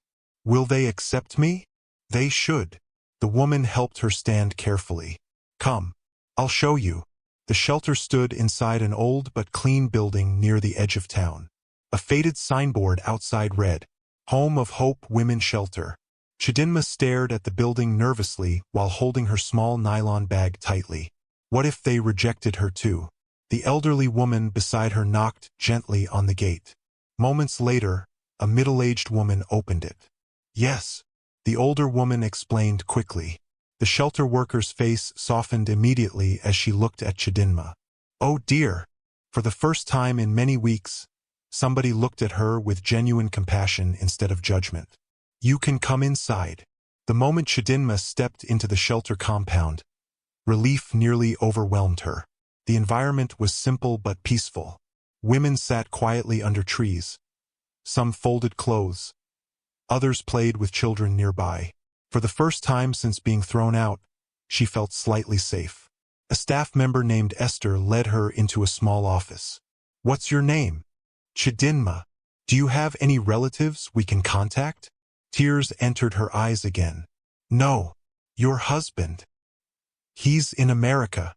The woman looked surprised, then concerned. Carefully, Chidinma explained everything from the beginning. The marriage struggles. Obena's trip abroad. The pregnancy. The starvation. Being thrown out. By the time she finished speaking, Esther looked heartbroken. "This is terrible." Chidinma lowered her eyes quietly. "I just need somewhere safe until I deliver." "You can stay here." Those words nearly shattered her emotionally. "You mean it?" "Yes." Fresh tears rolled down her cheeks immediately. After days of sleeping outside in fear, those simple words sounded like heaven.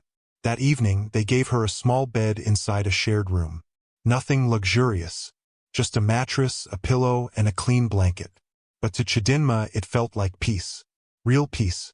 For the first time in many days, she slept indoors safely. And before sleeping, she whispered softly through tears, "Thank you, God." Days slowly turned into weeks at the shelter. Life remained difficult, but at least she no longer feared sleeping outside. The shelter women became her new temporary family. Most of them carried painful stories too.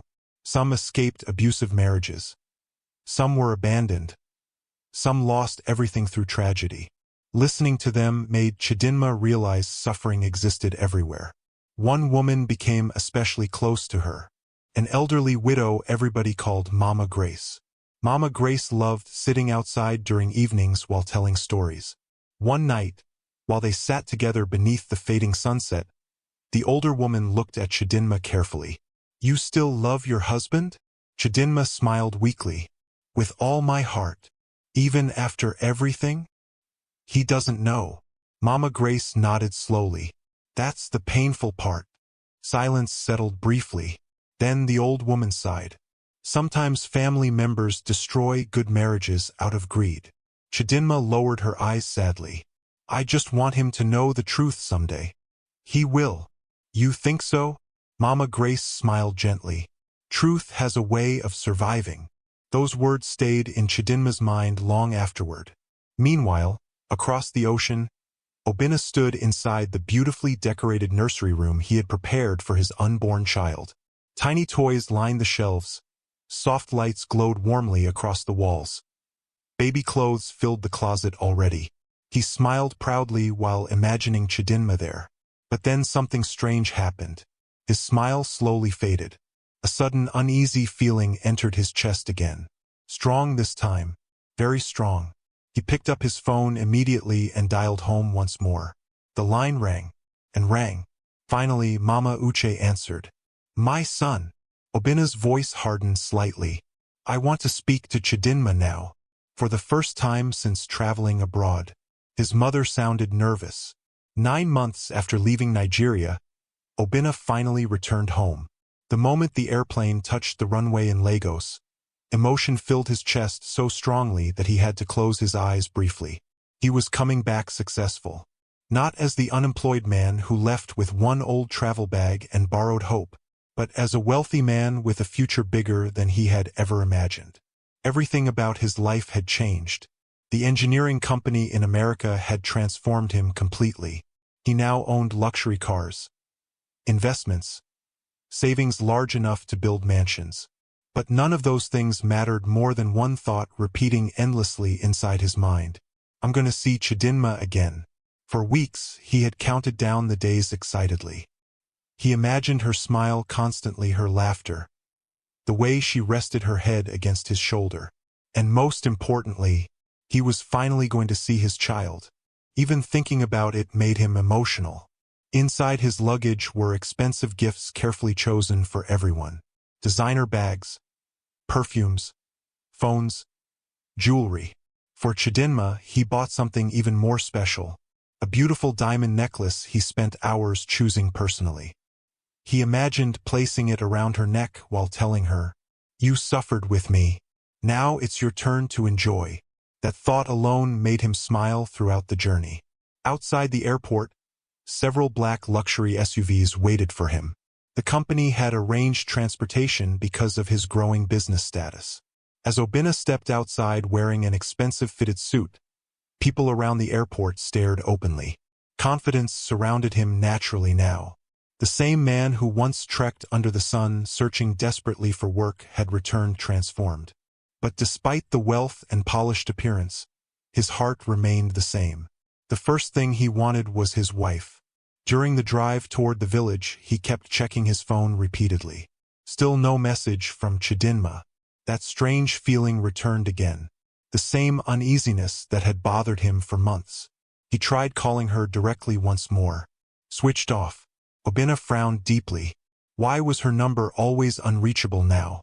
"Maybe network," one of the drivers suggested politely. "Maybe," Oena replied quietly. But deep down something felt wrong. Very wrong. Back at the family compound, panic had already exploded. News of Obena's arrival spread quickly through the village. Mama Uche moved around the house restlessly while Adiz and Ifeoma looked visibly nervous. "What are we going to tell him?" Ifeoma whispered fearfully. Mama Uche's face tightened. "We stick to one story. But what if he doesn't believe us?" "He must." Adiz paced anxiously. "What if somebody tells him the truth?" Mama Uche glared sharply. "Nobody will." Still, fear lingered heavily inside the house. because despite all their wickedness, they understood one dangerous truth. Oena loved Chidinma deeply. If he discovered everything, there would be consequences. Serious consequences. The compound erupted into celebration the moment Oena's convoy arrived. Neighbors rushed outside excitedly. Children screamed happily while running beside the expensive vehicles. Women whispered in amazement, "See those cars? America changed him completely. Oena has become a big man." As he stepped out wearing dark sunglasses and an expensive wristwatch, cameras from villagers' phones flashed everywhere. Mama Uche forced a dramatic smile and hurried forward emotionally. "My son." She hugged him tightly. "I missed you." Oena smiled warmly and hugged her back respectfully. "I missed you too, Mama." Adiz and Ifioma joined excitedly, pretending happiness. "Welcome back, brother. America fits you. Oena laughed lightly, but even while greeting everyone, his eyes kept searching around the compound, looking for only one person. Finally, he asked the question, "Where's Chidinma?" Silence. Very brief, but noticeable. Mama Uche quickly forced another smile. "She's not here." Oena frowned instantly. "What do you mean?" His mother looked away dramatically. "She left." The words hit strangely. Oena blinked slowly. "Left where?" "We don't know." Confusion spread across his face immediately. "What are you talking about?" Adiz stepped forward carefully. "She left the house months ago." Oena stared at them in disbelief. "No, Chidinma wouldn't just leave." Mama Uche sighed heavily like a disappointed victim. "My son, we tried our best." "Tried your best for what?" "She changed after you traveled." Oena's expression hardened slightly. "What does that mean?" The older woman shook her head sadly. "She became disrespectful." "That's impossible." "She stopped listening to anybody." Oena felt irritation rising immediately. "No, you people must be mistaken." But then Ifioma joined the lies too. "She was always leaving the house secretly. She became proud because of the money you were sending. And eventually," Adiz added softly, "she disappeared completely." Oena's chest tightened painfully. "No." The answer came immediately, firmly, because nothing about their story sounded like Chidinma. Nothing. His wife was many things. Patient, loving, quiet, but irresponsible. Never. He removed his sunglasses slowly. "Where exactly did she go?" Mama Uche spread her hands helplessly. "We don't know." "She didn't contact anybody?" "No." "She didn't leave any message?" "No." Oena stared at his mother carefully now. For the first time in his life, something about her behavior felt unnatural. Too rehearsed. Too smooth. "She left while pregnant?" he asked slowly. A brief hesitation flashed across Mama Uche's face. Then she nodded. "Yes." Oena stepped backward slightly. That made even less sense. Chidinma had waited years for that pregnancy. There was no way she would abandon everything willingly. "No," he repeated quietly. The compound became silent. Even neighbors watching nearby sensed the tension. Oena forced himself to calm down. "Maybe something happened." "We told you already," Mama Uche insisted quickly. "She ran away." "With who?" "We don't know." Frustration slowly entered his voice. "How can a pregnant woman disappear and nobody knows anything?" Adiz quickly spoke again. "She started behaving strangely before leaving." "What kind of strange behavior?" "She was always pressing phones secretly." Oena frowned. "What phone?" "She barely even had access to one." Silence again. Tiny mistakes in their story were beginning to show. But emotional exhaustion clouded his thoughts heavily. After 9 months away, jet lag and confusion mixed painfully inside him. Part of him desperately wanted to believe his family. Because the alternative, that something terrible happened to Chidinma, frightened him deeply. That evening, despite the celebration organized in his honor, Oena remained disturbed. Villagers crowded the compound. Music played loudly. Food filled long tables outside. Everyone wanted to celebrate the successful son who returned from America rich. But Oena barely paid attention. Even while people congratulated him and praised his success, his mind remained elsewhere. Where was Chidinma? During the party, several people approached him smiling. Oena, you've done well. America really favored you. We heard you bought houses there already. He smiled politely but without enthusiasm. Then one elderly man spoke carefully. Your wife didn't come with you? Immediately, silence fell briefly around them. Mama Uche answered before Oena could speak. She left long ago. The man's expression changed strangely. Shock flickered briefly across his face before he forced an awkward smile. Okay. Then he walked away quickly. Oena noticed it immediately. Something about that reaction unsettled him badly. Later that night, after most guests left, Oena entered his old room quietly. Everything looked smaller now compared to the luxurious life he had gotten used to abroad. He sat on the edge of the bed slowly. Then his eyes landed on one thing. A small scarf, Chidinma's scarf, forgotten in one corner of the room. He picked it up carefully, and suddenly memories crashed over him painfully. Her laughter, her prayers beside him, the nights they slept hungry together. Emotion tightened inside his chest. No matter what anybody said, something was wrong. He picked up his phone immediately and dialed her number again. Still switched off. Frustrated, he stood up and walked toward his mother's room. Mama! She looked up quickly. Yes, I want the truth. Fear flashed briefly through her eyes before disappearing again. What truth? What exactly happened to my wife? Mama Uche sighed dramatically. My son, why are you stressing yourself? Because your story doesn't make sense. She abandoned this family. No. The firmness in his voice surprised even him. She wouldn't do that. His mother's face hardened slightly. You think I'm lying? Oena hesitated. That question carried dangerous weight in African families. Accusing one's mother directly felt almost forbidden. Still deep down, doubt had already entered his heart. I'm just confused, he said carefully. Mama Uche quickly softened her voice again. She disappointed all of us. She loved me. And maybe she stopped. Oena looked away immediately. Those words hurt more than he expected. Could Chidinma really stop loving him? No, impossible. Not after everything they survived together. Still, uncertainty slowly poisoned his mind.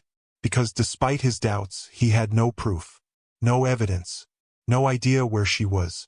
That night, sleep refused to come. Oena lay awake staring at the ceiling while painful thoughts tormented him endlessly. Why didn't she contact him? Why leave while pregnant? Why disappear completely? Nothing added up. Around midnight, he stood up frustrated and walked outside. The village remained quiet now. Only crickets and distant barking dogs filled the darkness. As he stood alone beneath the night sky, memories of Chidinma overwhelmed him again. Then suddenly, he remembered something. Mama Nkechi, the elderly neighbor who had always been kind to Chidinma. Immediately, Oena decided he would speak to her the next morning. Maybe she knew something. Meanwhile, inside the women's shelter across town, Chidinma sat quietly on her small bed, rubbing her swollen stomach gently. She was now heavily pregnant. Almost due. Life at the shelter remained difficult but peaceful compared to the horror she escaped. At least nobody insulted her there. Nobody starved her intentionally. Nobody treated her like dirt. Still, loneliness consumed her constantly. Every night, she wondered the same painful thing. Has Oena forgotten me? She missed him terribly. Missed his voice, his touch, his kindness. Sometimes she imagined him returning home and discovering the truth immediately. Other times fear whispered something worse. What if he believed his family instead? That thought terrified her deeply, because lies repeated long enough sometimes sounded real. Mama Grace entered the room slowly that night and sat beside her. You're awake. Chidinma nodded quietly. I can't sleep. The older woman smiled gently. You're thinking about your husband again. Tears entered Chidinma's eyes instantly. I just want him to know the truth. Mama Grace held her hand softly. He will. You really believe that? Yes. How? The old woman smiled mysteriously. Because God does not sleep forever. At that exact moment, miles away inside the village compound, Oena stood near the window of his room staring into darkness with growing suspicion. For the first time since returning home, he was beginning to realize that somebody had lied to him. The next morning, Oena woke up with one decision already made in his mind. He was going to find out the truth himself, no matter what anybody said, no matter who became offended. As sunlight entered through the curtains of his old room, he sat quietly on the bed for several moments, staring at Chidinma's forgotten scarf still resting beside him. His chest tightened painfully again. He picked it up slowly and held it tightly. The soft fabric still carried faint traces of her perfume. Suddenly, memories flooded his mind with brutal clarity. Chidinma standing beside him while frying akara before sunrise. Chidinma secretly saving money for his visa. Chidinma comforting him when he felt like failure. That woman had suffered too much with him. Would she truly abandon him now that life finally became better? No. The answer inside his heart remained firm. Never. A knock interrupted his thoughts. Oena? His mother called from outside gently. Breakfast is ready. Her voice sounded unusually careful now. Oena inhaled deeply before standing up. I'm coming. Inside the dining room, Mama Uche and his sisters behaved strangely cheerful. Too cheerful. Adiz smiled quickly. Brother, you barely ate anything yesterday. You should relax now. You're finally home. Oena sat quietly without responding immediately. The food before him looked rich and expensive. Fried plantain, egg sauce, tea, bread. Yet all he could think about was one painful question. Had Chidinma eaten like this even once during her pregnancy? The thought unsettled him badly. Mama Uche cleared her throat carefully. My son. You shouldn't stress yourself too much about that girl. Oena looked up slowly. That girl. She already made her choice. Something about the disrespect in her tone irritated him instantly. That girl is my wife. Silence briefly entered the room. Then Ifioma spoke softly. Brother. Sometimes women change. Obena's jaw tightened. Chidinma isn't sometimes women. Nobody responded. The atmosphere became uncomfortable immediately. After a few minutes, Oena stood up abruptly. Aren't you eating? Mama Uche asked quickly. I'm going out. Where? To clear my head. But that was not the truth. His real destination was Mama Nkechi's house. The elderly woman looked shocked when she saw Oena standing outside her gate. Oena! He smiled respectfully. Good morning, Mama. My son! She exclaimed happily before suddenly becoming emotional. You're back. Yes. She studied his face carefully. America had changed him physically. He looked wealthier, more polished, more confident. But his eyes still carried the same kindness she remembered. Come inside, she said softly. As soon as they sat down, Oena went straight to the point. Mama, I need to ask you something. The older woman's expression changed immediately. About Chidinma? Obena's heart skipped. So she knew something. He nodded slowly. My family said she left. Mama Nkechi became silent. Painful silence. Oena leaned forward anxiously. Mama, please. Tell me the truth. The old woman looked away briefly like someone fighting an internal battle. Then softly, she asked, what exactly did they tell you? That she became disrespectful. Then disappeared. Mama Nkechi closed her eyes sadly. My son. Fear spread through Obena's chest immediately. No. Tears gathered slowly in the woman's eyes. What they did to that girl was wickedness. The world around Oena suddenly felt unstable. His breathing slowed. What do you mean? And then, little by little, Mama Nkechi began telling him everything. The starvation, the insults, the pregnancy accusations, the beatings, the suffering. Every word hit Oena like physical blows. No, he whispered repeatedly. She suffered terribly. The old woman continued tearfully. I tried helping her small when I could. Obena's hands began shaking violently. She was pregnant. Yes. And they starved her? Mom Nkechi nodded painfully. Tears burned inside Obena's eyes instantly. For several seconds, he could not speak. His chest felt tight, heavy, almost painful. She cried for you every day, the woman whispered. That statement broke something inside him completely. Obena lowered his head while breathing unevenly. My God! Then came the worst part. They threw her out. His head snapped upward immediately. What? Mom Nkechi wiped her face sadly. During heavy rain, shock swallowed Obena whole. No! She had nowhere to go. The room suddenly felt too small, too hot, too unbearable. Obena stood up abruptly and paced across the room while holding his head. No, no, no. Every memory now became poison inside him. Every time his mother smiled during phone calls. Every excuse. Every lie. Meanwhile, Chidinma, his pregnant wife, was suffering alone. A strangled sound escaped his throat as tears finally poured down his face openly. I left her with monsters. Mom Nkechi's own eyes filled again. She never stopped defending you. That hurt him even more. Because despite everything, Chidinma still loved him, still trusted him, still waited for him. Obena wiped his face roughly. Where is she now? The older woman hesitated. I heard she entered one women's shelter in town. Hope and fear collided violently inside him. A shelter? Mama Nkechi nodded. I don't know if she's still there. That was enough. Obena immediately rushed outside. Thank you, Mama. My son. He paused briefly. When she saw the destruction inside his eyes, the older woman sighed sadly. Please find your wife. Obena nodded once. Then he left. The black Rolls-Royce sped aggressively through town roads while Obena sat silently in the back seat. His entire body trembled with emotion. Anger, guilt, pain, shock. Everything mixed together violently inside him. His mind replayed every conversation he had with his mother over the past months. She's fine. She's eating well. She's resting. Lies. All lies. Meanwhile, Chidinma had been starving. Homeless. Pregnant. His breathing became uneven again. How could I not know? He whispered brokenly.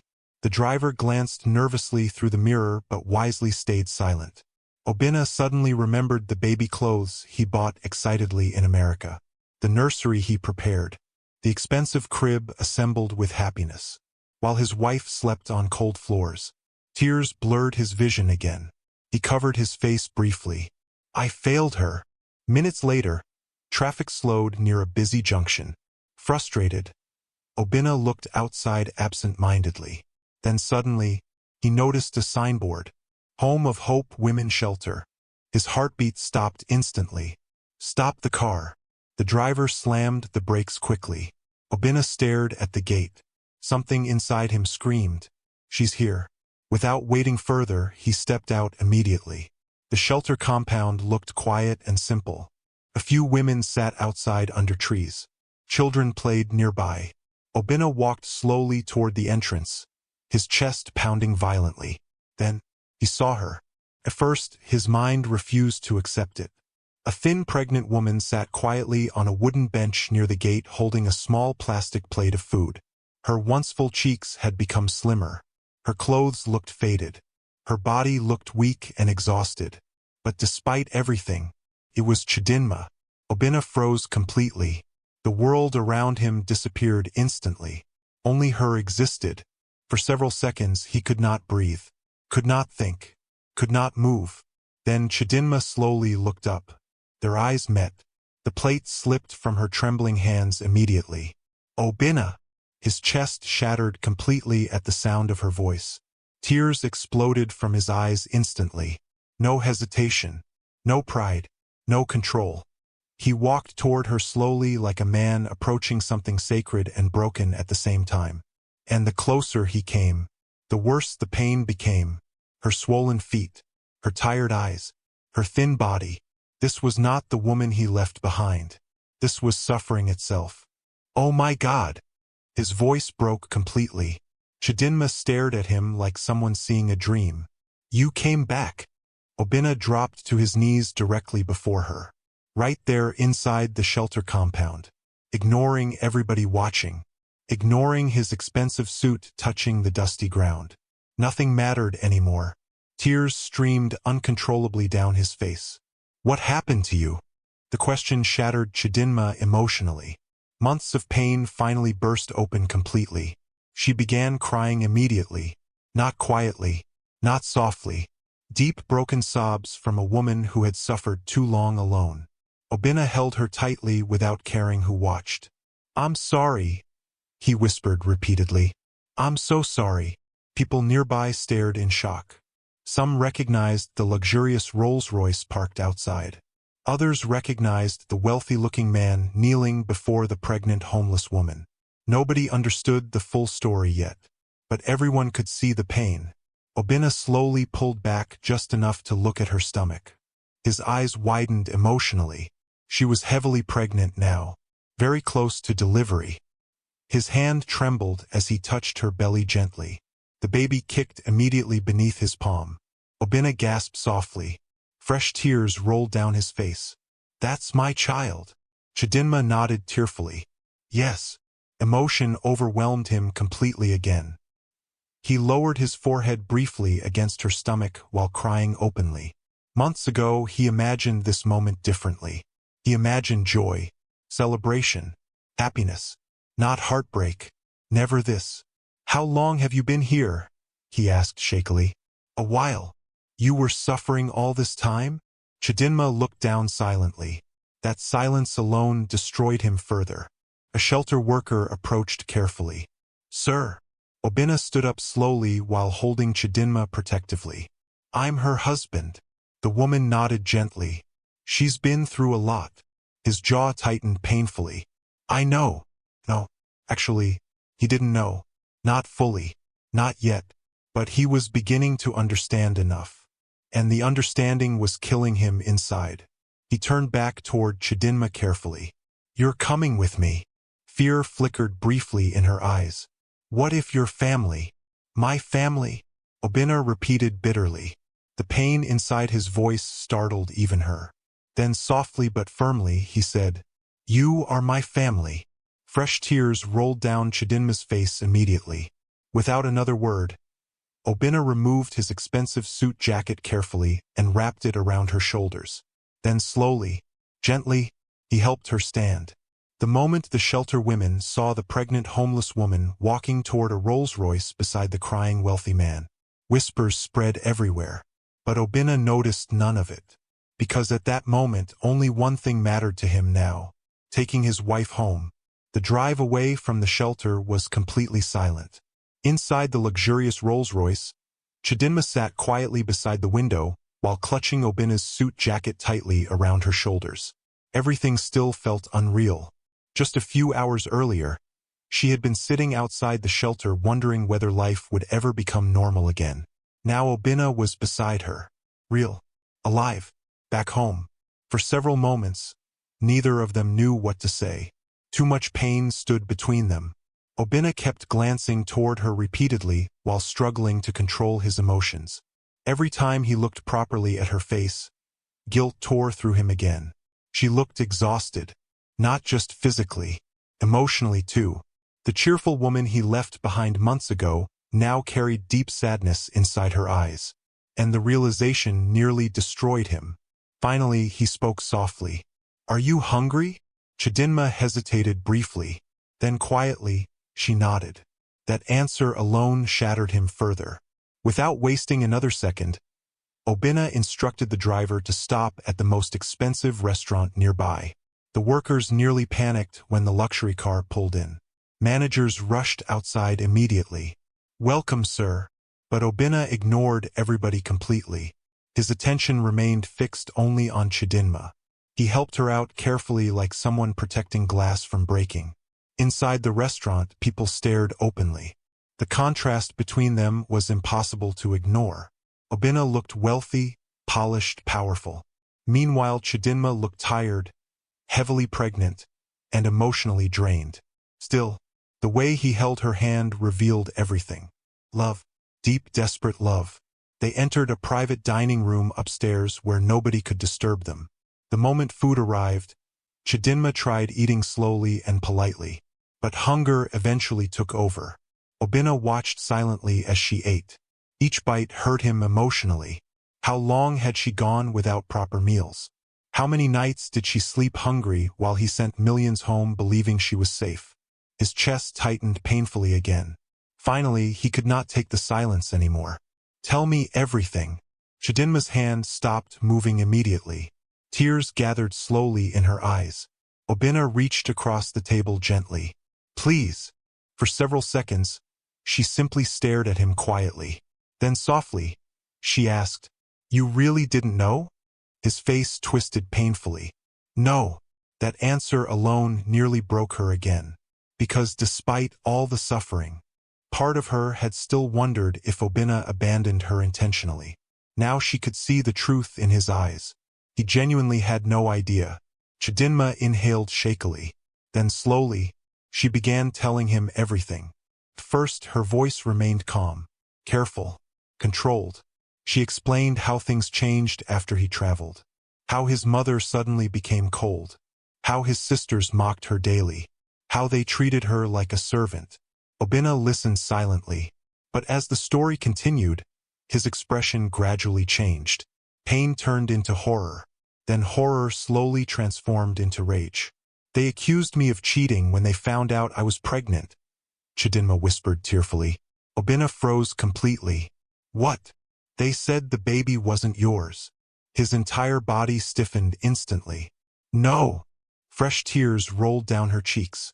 "I tried explaining that you were with me before traveling, but nobody listened." Oena covered his mouth briefly while breathing unevenly. "My God! They insulted me every day." His hands clenched tightly. "They called me barren before, then suddenly called me shameless after the pregnancy came." Each sentence hit him like physical punches. But the worst part was still coming. Chidinma lowered her eyes slowly. "They stopped feeding me properly." Silence. Dead silence. Oena stared at her. "What?" She wiped her face shakily. "Sometimes I stayed hungry for 2 days." The words shattered him completely. "No. I drank water to survive." Oena pushed his chair back suddenly and stood up. Emotion exploded violently inside him. "No!" The sound echoed across the private dining room. Tears poured freely down his face again. He turned away briefly and held his head tightly. "My wife was starving." Chidinma began crying harder now too. "I didn't know what to do." He turned back toward her slowly, looking completely broken. "I was sending money. I know. Millions. I know. Every month."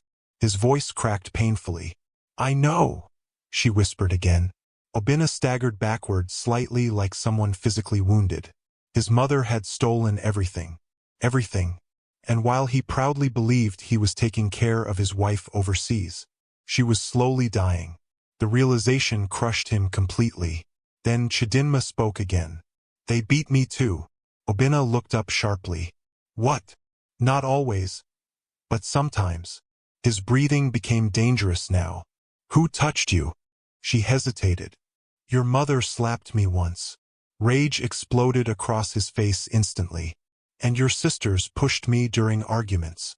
For several seconds, Oena could not even speak. His body trembled violently with anger. Nobody had the right to touch his wife, especially not while pregnant. "They threw me out during rain," Chidinma whispered brokenly. Those words finally destroyed the remaining control inside him. Oena dropped back into the chair heavily and burst into tears openly.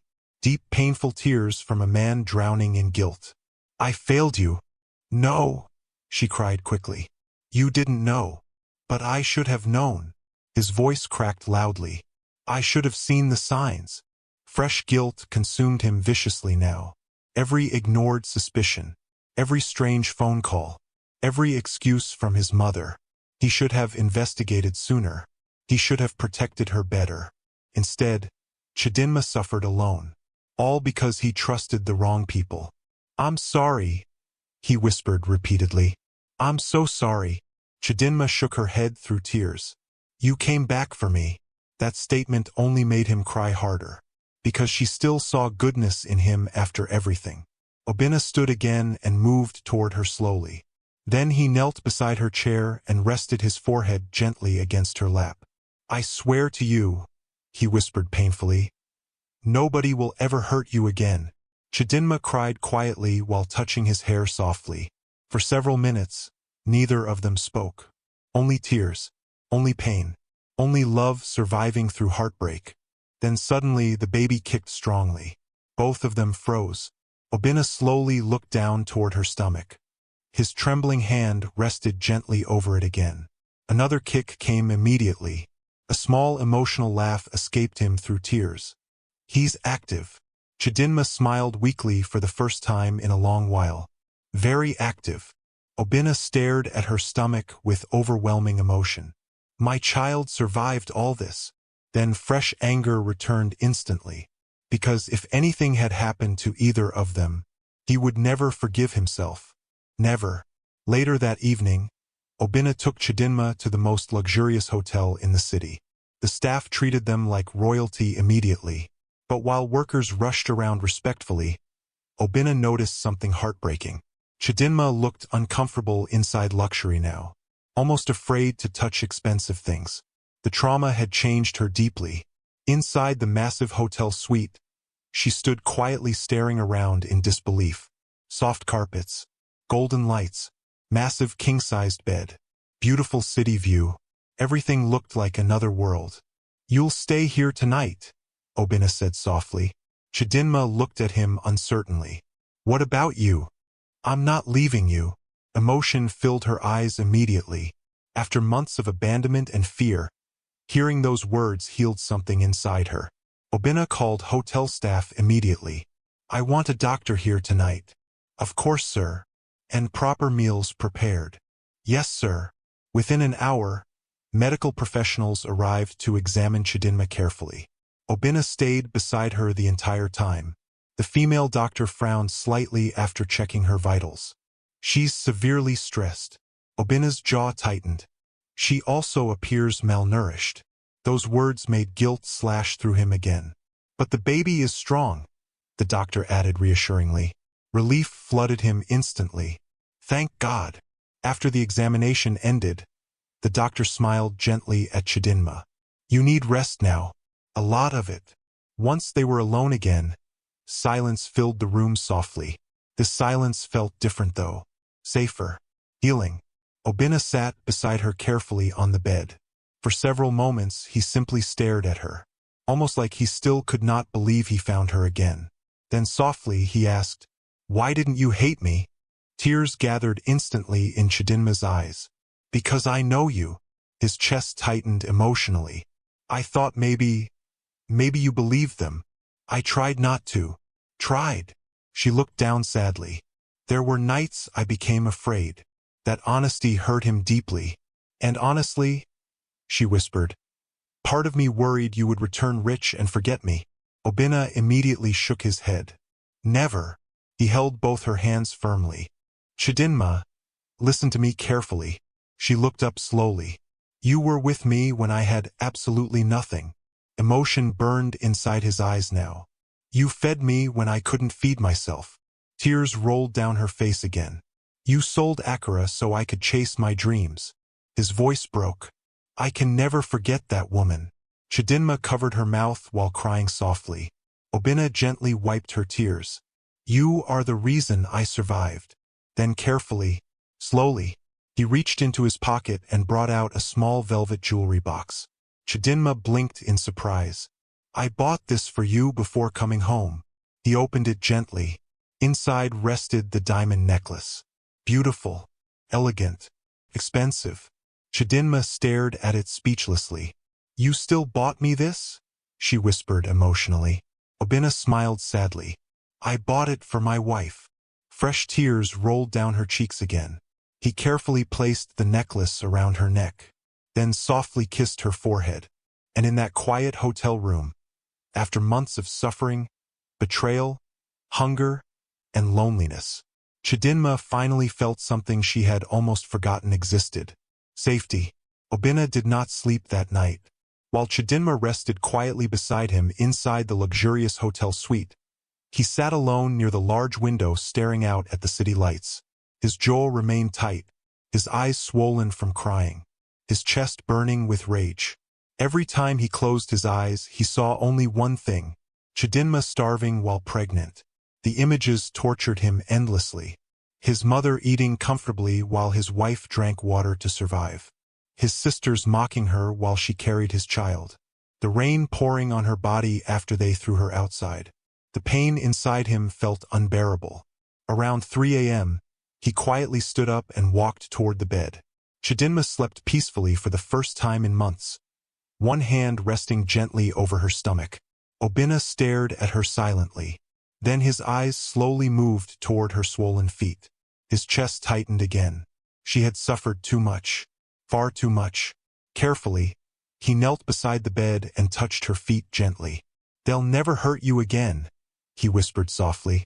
Then he kissed her forehead lightly before standing up again. At that exact moment, he made a decision. By morning, everything would change. The next day, the atmosphere inside the family compound felt strangely tense. Mama Uche sat outside nervously peeling vegetables while Adiz and Ifeoma whispered anxiously nearby. Since Oena failed to return home the previous night, fear had slowly entered all their hearts. "He found her," Ifeoma whispered shakily. Adiz immediately hissed.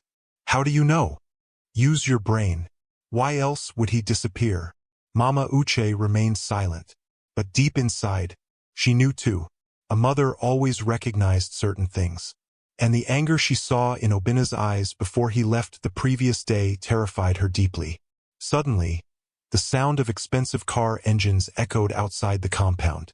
Everybody froze immediately. The black Rolls-Royce slowly entered first. 2 additional SUVs followed behind it. Villagers nearby quickly gathered again, sensing drama immediately. Oena stepped out slowly, but this time, there was no smile on his face, no warmth, no excitement, only cold fury. The atmosphere changed instantly. Even the villagers watching became silent. Mama Uche forced herself to stand. "My son, where is everybody?" His voice was calm, too calm. That alone frightened them more. Adiz and Ifeoma slowly stepped forward nervously. Oena looked at each of them carefully. Then finally, he spoke. "I know everything." Silence exploded across the compound. Nobody moved. Nobody breathed properly. Mama Uche tried forcing a laugh. "What are you talking about?" Obena's eyes landed on her slowly. "The starvation." Her smile disappeared immediately. "The beatings."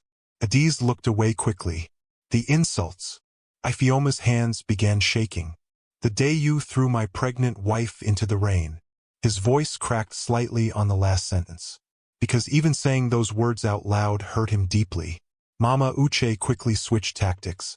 "My son, listen." "No." The single word thundered across the compound. Everybody became still instantly. For the first time in their lives, they had never seen Oena look at them this way. Not like family, like strangers, dangerous strangers. "She lied to you," Mama Uche said desperately. "That girl manipulated." "Don't." The warning in his voice silenced her immediately. Oena stepped closer slowly. "My wife defended all of you even after everything you did to her." Tears burned inside his eyes again. "She still respected you." His mother swallowed nervously. "My son, you starved a pregnant woman." Villagers nearby began murmuring quietly now. Shock spread across several faces. Most people knew something bad happened, but not this bad. Obena's voice grew harsher. "I was sending money every month. Nobody responded. Millions. Still silence. And while I worked day and night believing my wife was safe." His voice broke painfully again. "She was sleeping on the streets." That statement hit the compound heavily. Even neighbors watching became emotional. Mama Uche finally snapped defensively. "She disgraced this family." Oena stared at her with disbelief. "How?" "She got pregnant immediately after you traveled." For a second, complete silence followed. Then Oena laughed bitterly. Not from amusement. From heartbreak. You accused my wife of cheating because she became pregnant with my child? Mama Uche crossed her arms stubbornly. How were we supposed to know? Oena looked at her like he no longer recognized her. You're my mother. Emotion burned through his voice now. You knew how long we prayed for that baby. Fresh tears gathered in his eyes. You knew how much Chidinma suffered because people called her barren. The older woman looked away briefly, but Oena was no longer finished. That woman sold Akira to send me abroad. His voice thundered louder now. She washed clothes so I could chase my dreams. The villagers murmured louder, many of them never knew that part. Meanwhile, Mama Uche and her daughters looked increasingly ashamed. Oena pointed toward the house angrily. Everything I became in America started with her sacrifice. Tears rolled down his face openly again. And this is how you repaid her? Nobody answered, because no answer existed. Oena stepped closer to his mother slowly. You looked me in the eyes and lied repeatedly. My son, I was trying to protect this family. You destroyed this family. The roar startled everybody. Even children stopped talking. For several moments, only silence remained. Heavy, painful silence. Then Mama Uche's pride finally cracked slightly. She changed after you traveled, she muttered weakly. No, Oena replied coldly. You changed after money entered your hands. That truth pierced directly, because greed truly was the root of everything. The moment wealth arrived, humanity disappeared. Meanwhile, inside the hotel suite, Chidinma sat quietly near the window while waiting anxiously. Part of her feared what might happen at the compound. Oena had left looking emotionally unstable. She understood his pain, but she also knew anger could push people into dangerous decisions. The hotel room door suddenly opened softly. Chidinma looked up quickly. Oena entered slowly. The moment she saw his face, she knew everything had exploded already. His eyes remained red, his jaw tight, his shoulders heavy. Without speaking, he walked directly toward her. Then suddenly, he knelt before her. Chidinma's eyes widened immediately. Oena! He gently placed both hands over her stomach. I'm sorry. Fresh tears instantly gathered in her eyes. You already apologized. It's not enough. His voice cracked again. I trusted the wrong people. Chidinma touched his face softly. You didn't know. But I should have protected you. She shook her head slowly. You came back. That sentence destroyed him emotionally all over again. He rested his forehead gently against her lap while breathing unevenly. Then softly he whispered, I'm done with them. Chidinma froze. What do you mean? Oena slowly looked up. I disowned them. Shock crossed her face immediately. Oena, I mean it. His voice remained calm now, dangerously calm. They are no longer my responsibility. Tears entered Chidinma's eyes again. She understood his pain. But family separation in African homes carried deep emotional weight. They're still your family, she whispered carefully. Obena's expression hardened painfully. Family? He laughed bitterly again. Family doesn't starve a pregnant woman. Silence filled the room. Family doesn't steal from their own son while his wife suffers. His voice softened slightly. Family protects.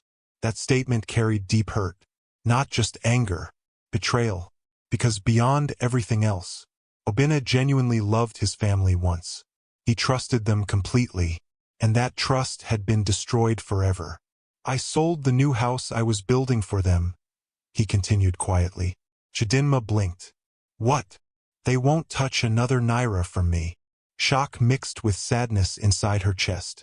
She never wanted revenge, never wanted separation, but she also knew something important. Some wounds changed relationships permanently, and what his family did crossed every possible line. Oena gently held her hand.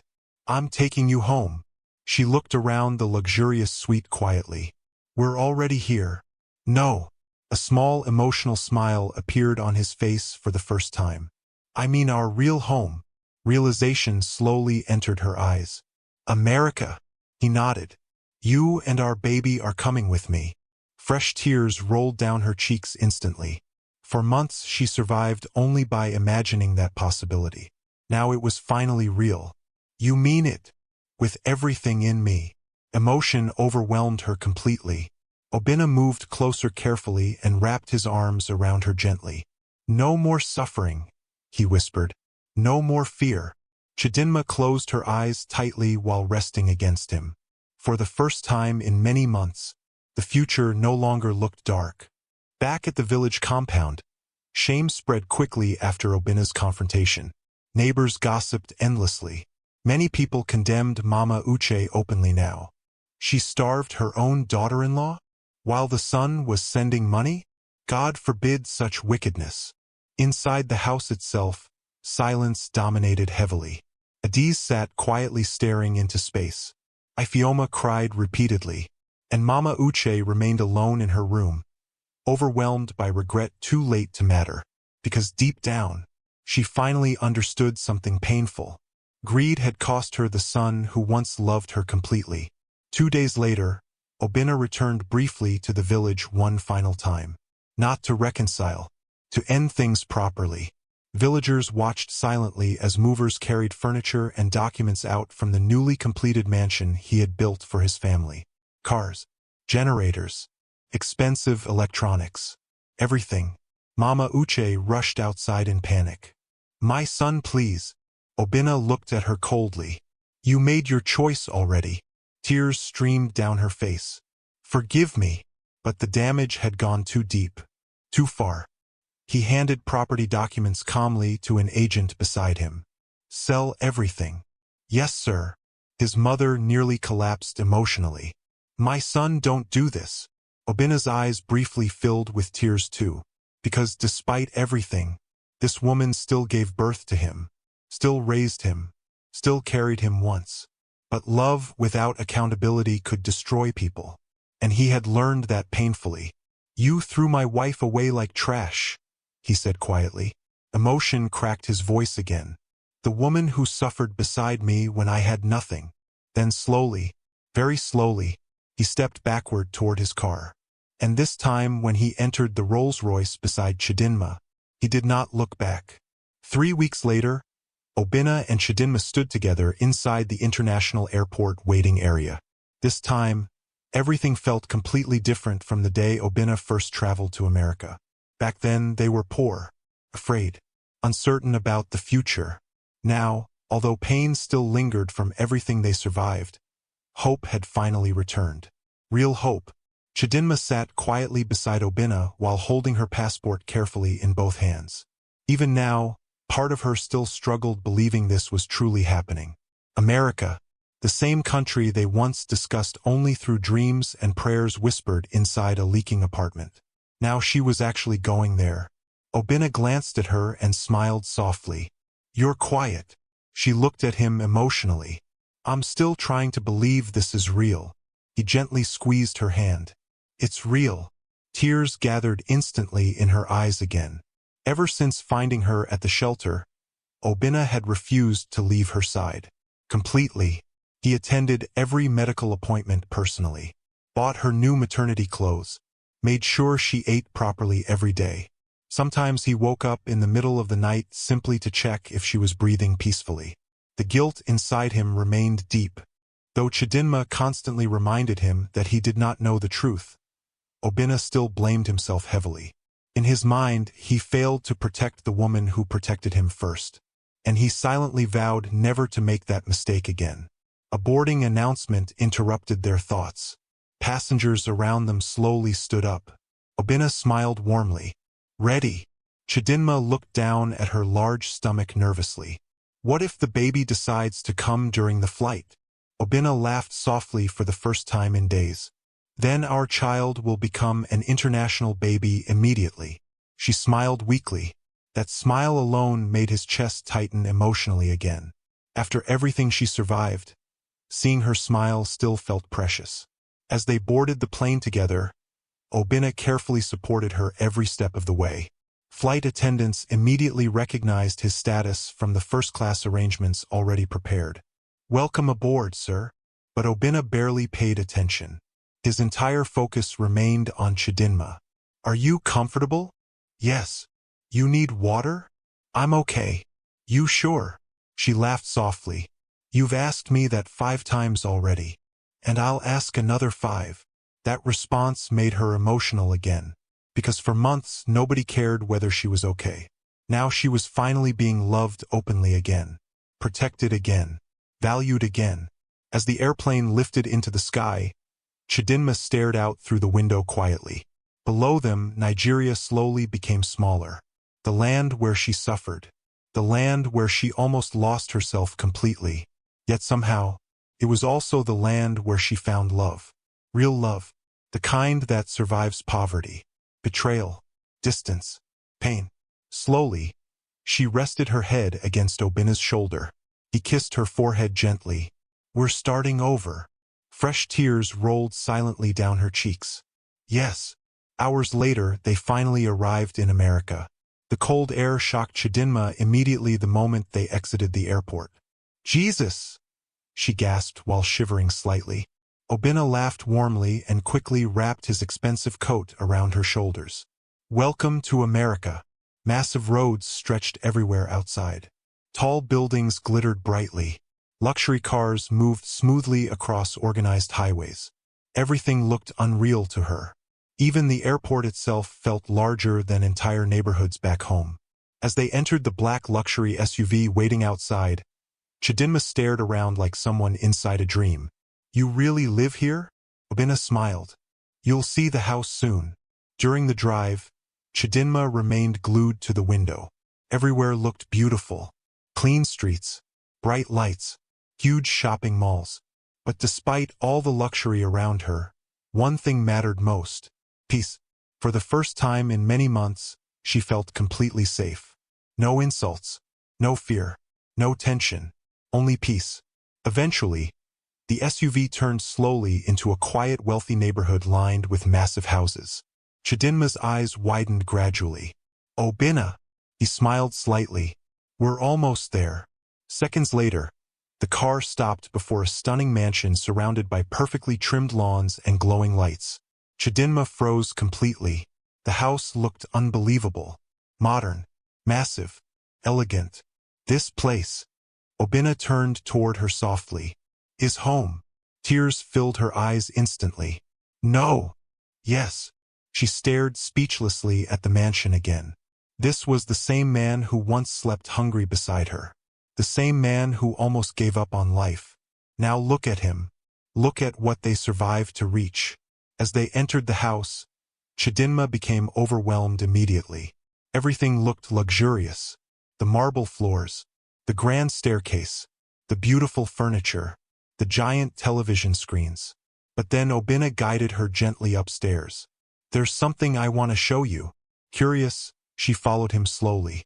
When he opened the next door, Chidinma froze again. It was a nursery, beautifully prepared. Soft blue walls, baby toys, tiny clothes, a white crib near the window.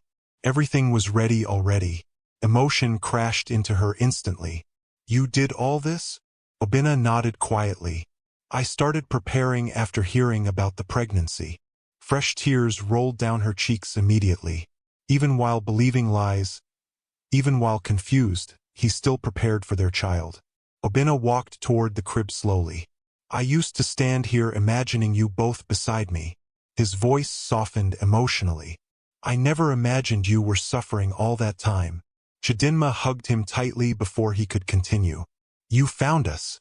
That sentence still healed him every time. He wrapped his arms around her carefully. "And I'm never letting go again." The following weeks became the healing period both of them desperately needed.